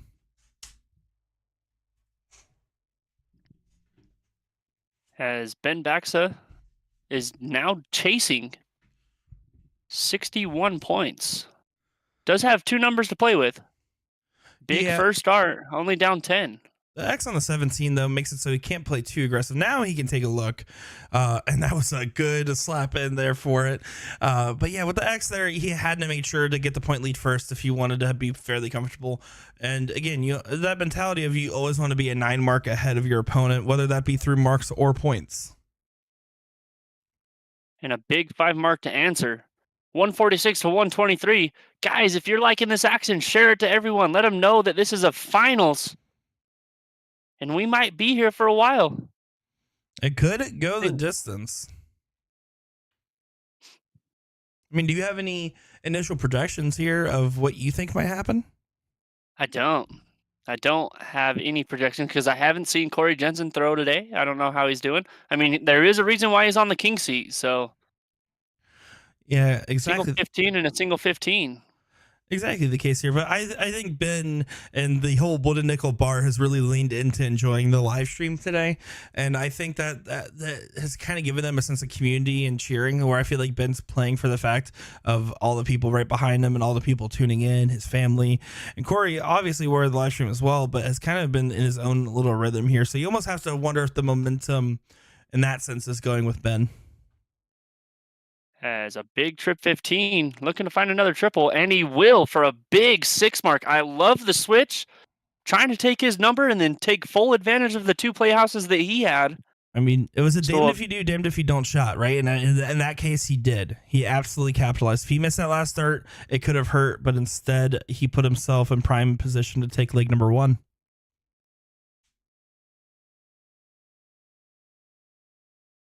as a single bull first start, single bull second. And we will put it on the counter, and Ben Baxa will walk away with a 3.78 mark per round and a win in game number 1. As I think this is still a race to 3, or It's going to be a race to 2. So it's going to be first the 2 legs here.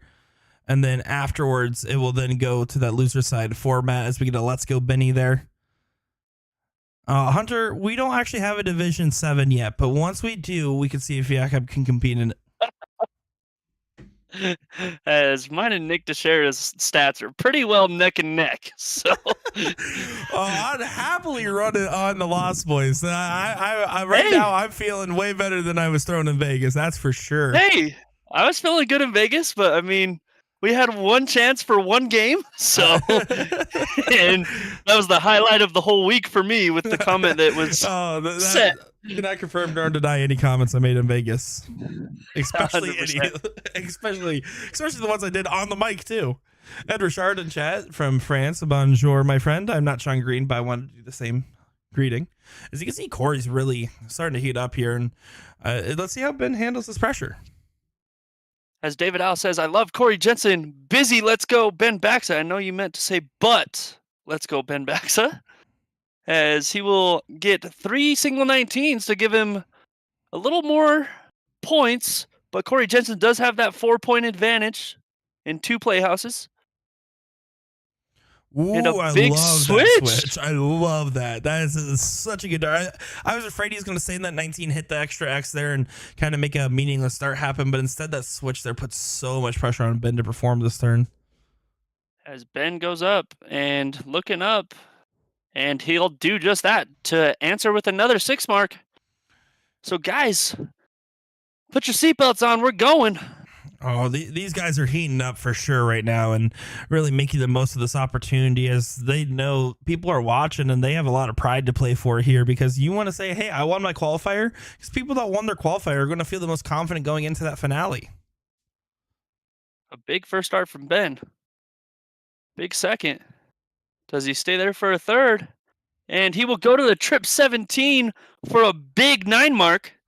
Yeah, what a big switch there. Corey still with the 18s.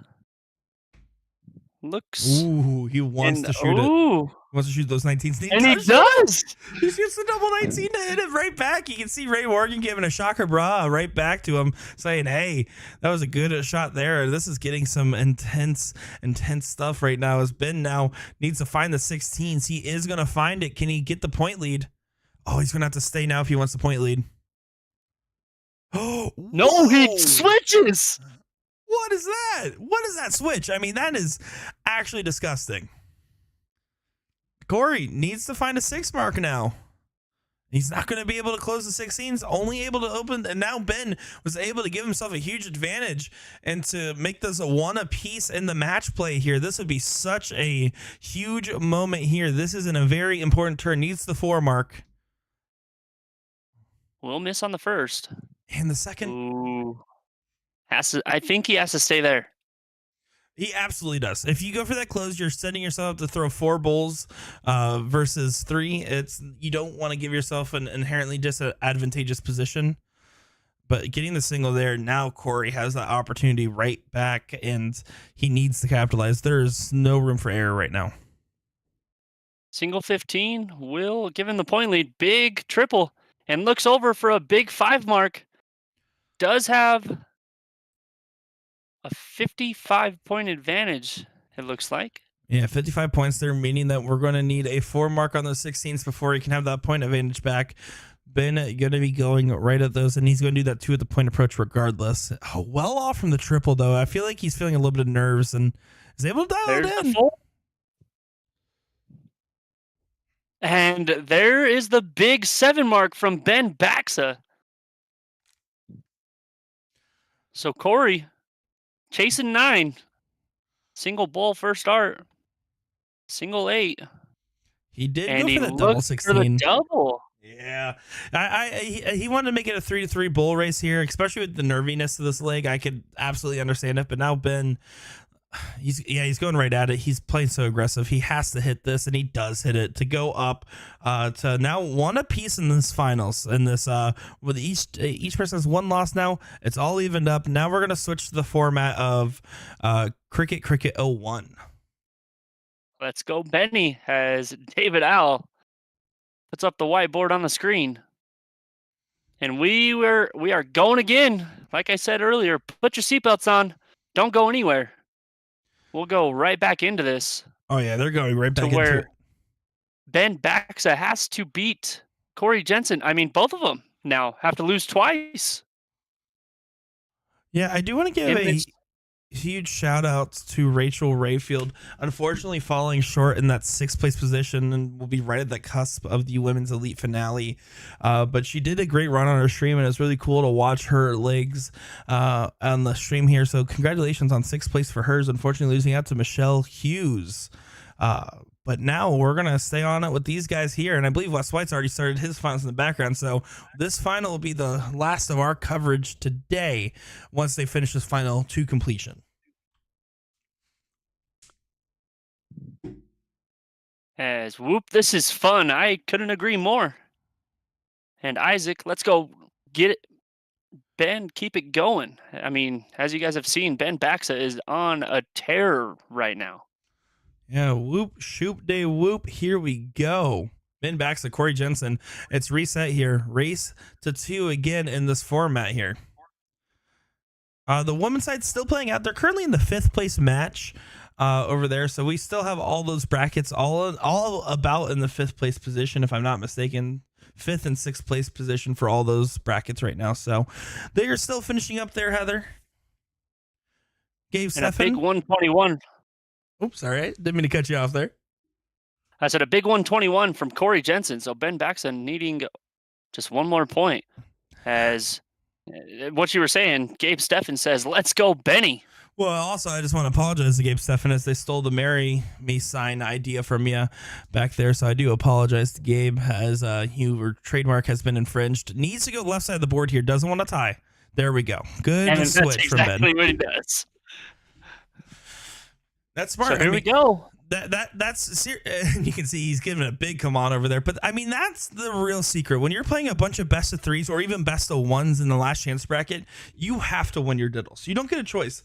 Honestly, sometimes the person that goes first, when you get into the triples format for PBD events with these remote diddles, the person that they have go first is also the person that has to diddle first. And you'll notice they'll sometimes not even have the 8 player go first if they don't feel as comfortable diddling. And in this case, I mean, Ben's been winning his diddles and going first a majority of the time. It helped him out so much. And I think that's a key reason of why he's been so successful on the losers bracket side.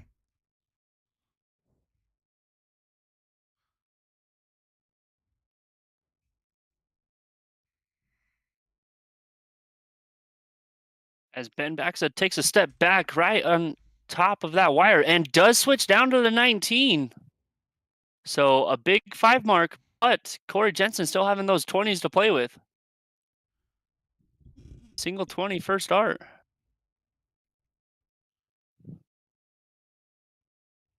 And to give the tail Okay, not a bad move. Not a bad move at all at this point. Right now, these guys are kind of tied up in here, and Gibbs been a huge advantage. To give a little bit of the tail of the tape here, Corey Jensen first round, Randy Brodden. Then after that, went on to play Jeff Wilkie, and then Robert Pratt from Star City. Played Johnny Smith, and then played Matt Bella. That was his route to get here, while Ben Baxa, on the other hand here, had a first round match against Ken Judd, and then went to the losers bracket after playing Johnny Smith. Then played Brad Bornstein, Jordan Douglas, Pat Gray, Michael Morrison, Johnny Smith again, and then played Jordan Zemansky, Matt Bella, and then Johnny Smith once again to get to this final. So that's a little bit of the tail of the tape of their run that they had to get here. As Corey goes up and hits a 4 mark on the 18s to give him 18 points. But Ben Baxa goes up, single 15, trip 18 to close, and then another single 15. I kind of like this headspace that Ben Bax is in. You know, he's only chasing 18 points, and I think it might be getting to Corey Jensen. It absolutely is. I mean, he's showing and exerting full confidence in the dartboard. And if I'm in Corey's position, I see someone playing as aggressive as he is and being successful at it. It makes me so self-conscious of my own game because you're not losing by a big margin in the point line. It looks like it's a lot closer right now. Ben just posting up numbers, hitting great shots, and really, I mean, the momentum is completely in his favor. And Corey needs to figure out how to stop this leak before the boat sinks. And a big 6 mark from Ben Baxa this last round. Ben will need 3 bullseyes to win this game 1. It was a little bit low. He's Just a little bit misses. frustrated. Does find it on the second. And a big double bowl for the finish. 4.60 for Ben Baxa. I was just going to say, the cool thing about his strategy there is that he purposely went miss single bowl, double bowl, so you didn't say put it on the... I'm just kidding. I'm just kidding. He might have. But Corey Jensen will get the lead. Big first start. Single 7. Looks down at the 19, but goes back up for a 60 points. Debatably, this will be the most important leg of this final, because if Ben over here does not win this leg, right, he's going against the throw. If he doesn't win this leg, it goes to 0-1 and another diddle, and it kind of almost leaves things back up to chance as far as where the match lies. So super important moment here for Ben. He needs to win this here, get that match point advantage, because he doesn't want to risk it on a 0-1 game for the game 3. As Heather Fuller asked, what did Hunter Sassy Smith just win? I have no idea. It might have been the Booyah qualifier. Yeah, I believe that's what she's playing right now, but I'm not 100% certain, as I know she's not playing today in these qualifiers for the PPD. As Ben Baxa steps up, trip 19, trip 20 to close, and a single 19 for 76. He is still down 26 points. And Corey will go up and find the 18s. Ooh, wants that third one back. Yeah, Caroline says Booyah Women is tomorrow. Ooh. Well, it looked like she was throwing with Jake, so I don't know what they were throwing in. Well, he could be in the Booyah Women's. I mean, let's be honest. There's a lot of energy in this room.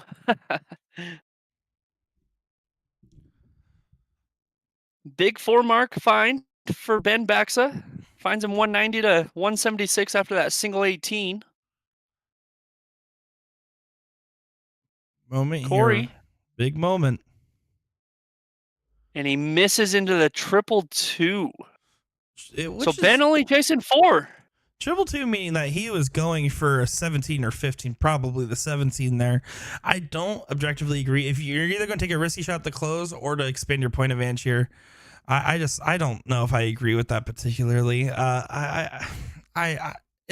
to have felt blocked if he took the shot like that. I would have to agree with you. As Ben dances back. Big darts from Corey. A big 7 mark. We'll give him 248 to 207. Ben last round did give himself the 17s. So he still does have a number. As we're seeing a 5.00 to a 4.60. Yeah, these guys are really playing their hearts out on the board right now. Ben, this would be an important moment if you can get that first third triple. It lets him have a lot more options. Otherwise, he has to stay if he doesn't hit a trip. Yeah, he has to stay down here. The risk isn't worth it. And that's a big find on the third to give him 68 to take the point lead, 275 to 248. Big first start from Corey Jensen. We'll stay up there, missing in the 444, and then a single 1.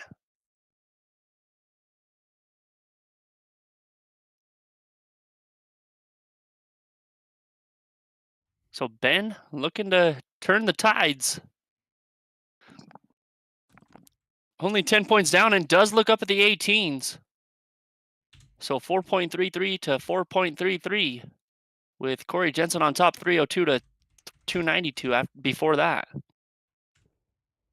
Ooh, and he missed. I don't know if he was aiming for the double, but he only needed a single 17. So Ben Baxa was still the 17s. kind of chatting with his group back there. Yeah, a little bit of an average difference for these guys, but not by much. Ben Baxa, best known stats for him, 4.34 and a 36.35 for his cricket and 01 averages, while on the other end here, Corey Jensen, a 4.19 and a 33.19. So honestly, pretty much a very small difference between these guys.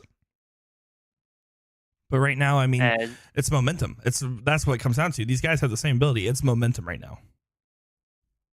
And here we go from Corey Jensen, a big 7 mark to turn the tides into his favor. 108 scored, 428 to 326. So Ben looking at the 16s. He's kind of blocked. I almost would think the move to the 18 here is not bad. Yeah. And he'll do exactly that.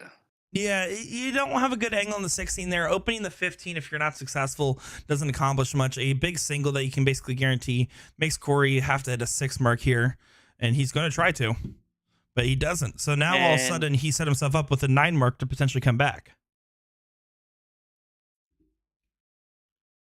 I mean, Jacob, let's be honest here. I don't know how much you agree or disagree with this, but you notice a lot of these players, I mean, they try to think 2 or 3 rounds in advance of, if I do this, what will cause them to do and have me come back to, right? And that's exactly a big difference maker. Exactly, as Ben Baxa looks at the trip 15 on that 3rd dart, as Corey Jensen will go up trip 15 and only a single 16. So, I mean, this is still in reaching distance for Ben Baxa. Again, keeping that 9 mark distance, and that's a great first start for him. Oh, he tried to stack it, but kind of winged it a little high there. It might have been kind of catching the eye line a little bit, but that was such a good position where I thought he was going to stack it right there. But let's see Corey now. Corey looking at the 16s, only needs 2. And he will find them, as Ben Baxa is only chasing 19 points. Yeah, that's so 4 to 3. Corey has to be frustrated that it took him 3 darts to get the 2 singles there, because 1 single would have added a bull, and now Ben can really heat this up. Needs to take a shot at this 15 here or stay for that double. Goes for the 15 and finds it. So it's a 3 to 3 race on the bulls. Get the counter ready. There's 1. There's 2. And there is 3 for a put it on the counter to even this out at 1-1. Yeah, and you can see Ben a little frustrated there, knowing that there was a couple opportunities he had in that leg, but he honestly played very well. It's just Corey, as we said, is going to get better. He had a sit. He's going to get better. Now, this diddle decides so much as far as the total match play momentum here. It's more important than a lot of the other ones just because of where they're at and who loses their advantage. They're even right now. Who loses the advantage? As this will be game 3 of this race to 2, and it will go to 501, open in, open out, full bowl. Oh, and he needs a big dart here, and he finds it for 76. So Ben Baxa will have the lead on game 3. Yeah, I mean, that's a huge hit for him there. I mean, that's a big moment. Now, with him going first in 01 in particular, in this Fat Bull format, I mean, it is such a huge advantage. It's so hard to come back from that. It's all up to Ben, though. It is. Ben Baxa will have the lead.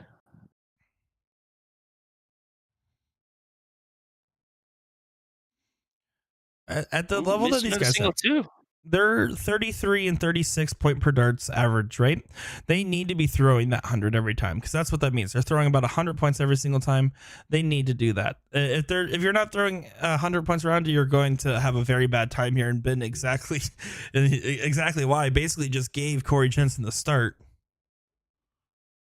As Corey will find a 116 open to answer Ben Baxa's 31.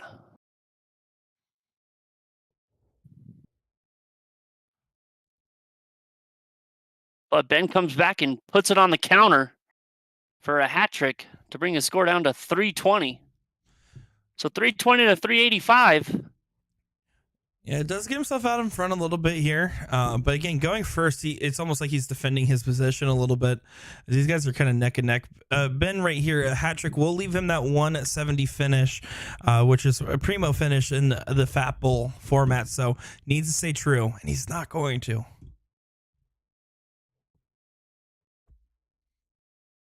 So Corey Jensen will have the chance to get himself to an out first. Ben Baxa, not too bad, sitting at 206. Big first start, big second. Oof. And to put it on the counter to leave himself a 122. We'll So get Ben 3 darts at it. Ben Baxa looking to get that 206 down, possibly to 56. Yeah, we're gonna see though, because Corey Jensen 122 is not an easy one, because that Bull double 11 just isn't a very natural feeling shot for a lot of players, I myself included. And 89 is a way better leave in that sense if you're used to playing that steel with the quick transitions on the 1916 route. So 122 is going to be a look. Probably still going to go bull first. He was going bull first, but now left a bogey. And now we'll have an out. Does he look for a 13? No, he gets it down to a 50. Yep, 13 on the last start to leave himself 50. 89 here. I take the 19 route every single time. You leave, if you hit a trip, you're down to double 16. If you hit a single, you're at 70. That's 20 for bull. So he needs to compose. He needs to make sure he stays true. He can't go left or right on the shot, or else you're going to make it a lot more complicated than it needs to be. Only has 10 seconds on the shot. Oh, decided to go for bull trip 13. Trip 13. Ooh, how about a double? It's a hard one. Can he hit it? And he misses inside. Jonathan Long saying, got the job done. Very pleased today. And congratulations to all that made it. Congratulations, Jonathan Long. And Corey will step up first dart to take that leg 2-1.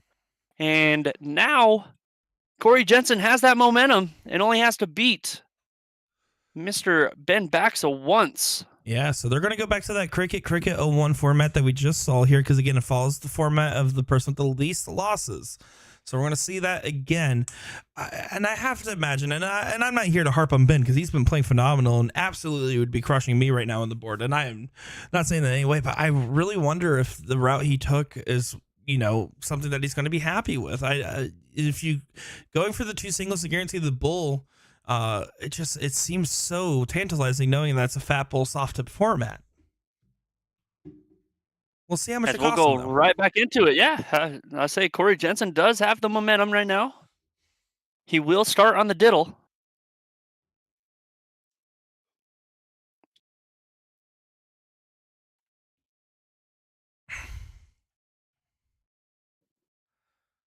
Yeah, of course, gonna be a lot more loosened up now, I feel.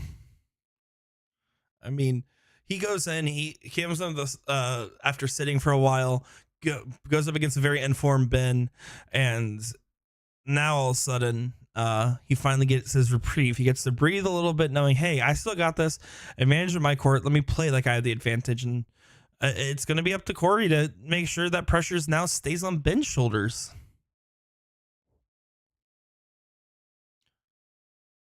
I would have to agree with you on that. I mean, this is Jacob Armstrong with Nick DeShera bringing you a finals match here in the TOC finale event qualifier, as we see Corey Jensen versus Ben Baxa. And of course, shout out to Will Stewart. Unfortunately, he had to go get milk and cigarettes, so he'll be back later. It says probably, maybe, who knows. And a big 7 mark as he goes the white horse route. Trip 20, trip 19, single 17.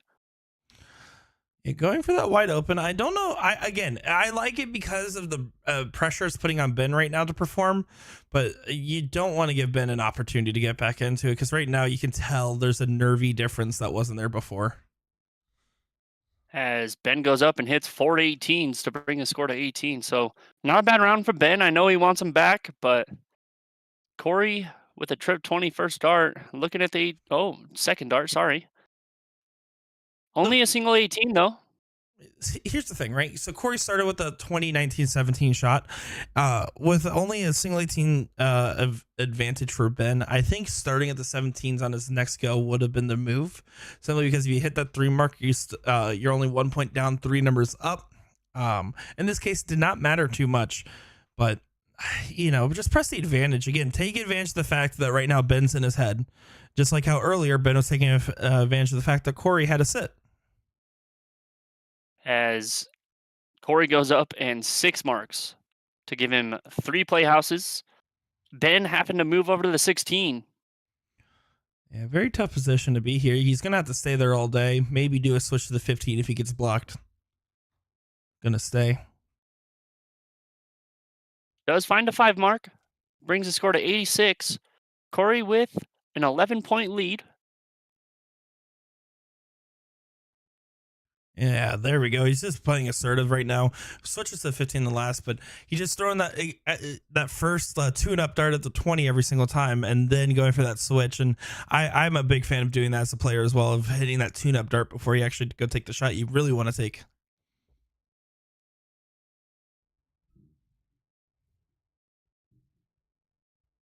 Only gets 3 singles.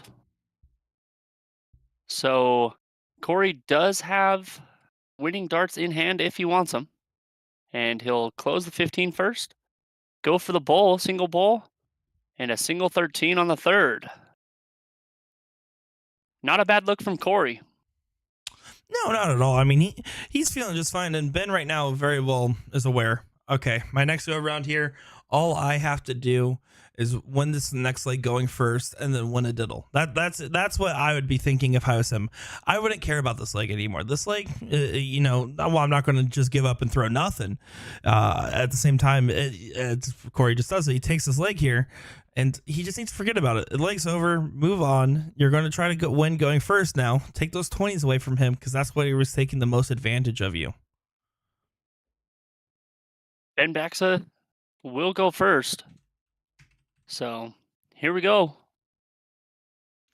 Want to give a huge congratulations to Wes White, as he did take number 1 first place in his bracket over Jerry Judnick.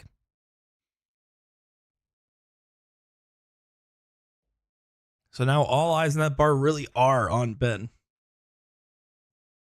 As he has a whole squad behind him. He absolutely does. Right now, he's just not feeling as explosive. He did do a good correction after that first start was well below where I would normally expect to see his starts to go. But if Corey can just know that, all right, he's on match point right now for the entirety of the whole thing. If he can keep his composure, it's going to be very scary for Ben. As Corey only goes up and hits a 4 mark himself, trip 19 and a single 20. So Ben looking to point on those 20s, take advantage of those. Misses dart 2. Looks down on the 19 and only misses 1 hole from the trip 19. Does have No, go for it. Go for it. I was like, does have a 20-point lead, but Corey does have the 19s to play with. That's a big 4 mark, and will stay there for a 7. Yeah, they've both been kind of playing into this aggressive nature game where I felt like Ben kind of started off playing aggressive more so than we saw earlier.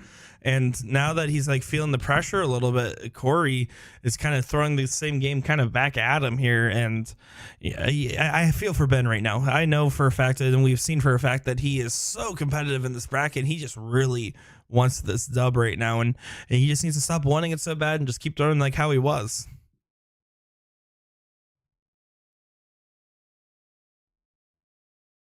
As Corey will have an advantage right now, only needing 2 20s to close Ben's only number. Misses into the single 5. Oh, triple 1. Shots completely changed now. Decides to stay And there. a single 5. Even Ben's like, what was that, man? He was kind of cheering for him on that one. That's kind of funny. I love that. As I'm looking over to the brackets, Scott Miller beat Bradley Bryce for that first place spot in bracket number 1. Big shout out to you, Scott, in etching your finale qualifier first place finish. And a close from Ben Baxa. big trip 18 from Corey Jensen, triple 20, and a big 8 mark from Corey Jensen. Yeah, right now Ben backs is against the wall. Let me tell you. I'm sorry, that was a terrible pun. That was the worst one of my day today. Yeah, is that the first start to get away from him here? I don't know. I don't know if he thought that 19s were still open or. I don't think he did. I think the dart slipped because it's on that right side of the bed, and he's feeling the pressure right now. He's really feeling it on his back, and right now, I mean, he needs to kind of just shake it off as best he can, because seriously, he's played like a monster this whole day that we've got to watch him. He's been playing great. He just needs to tune into. He obviously has the game. They're both very competitive and average, but Corey's just really throwing the book at him right now.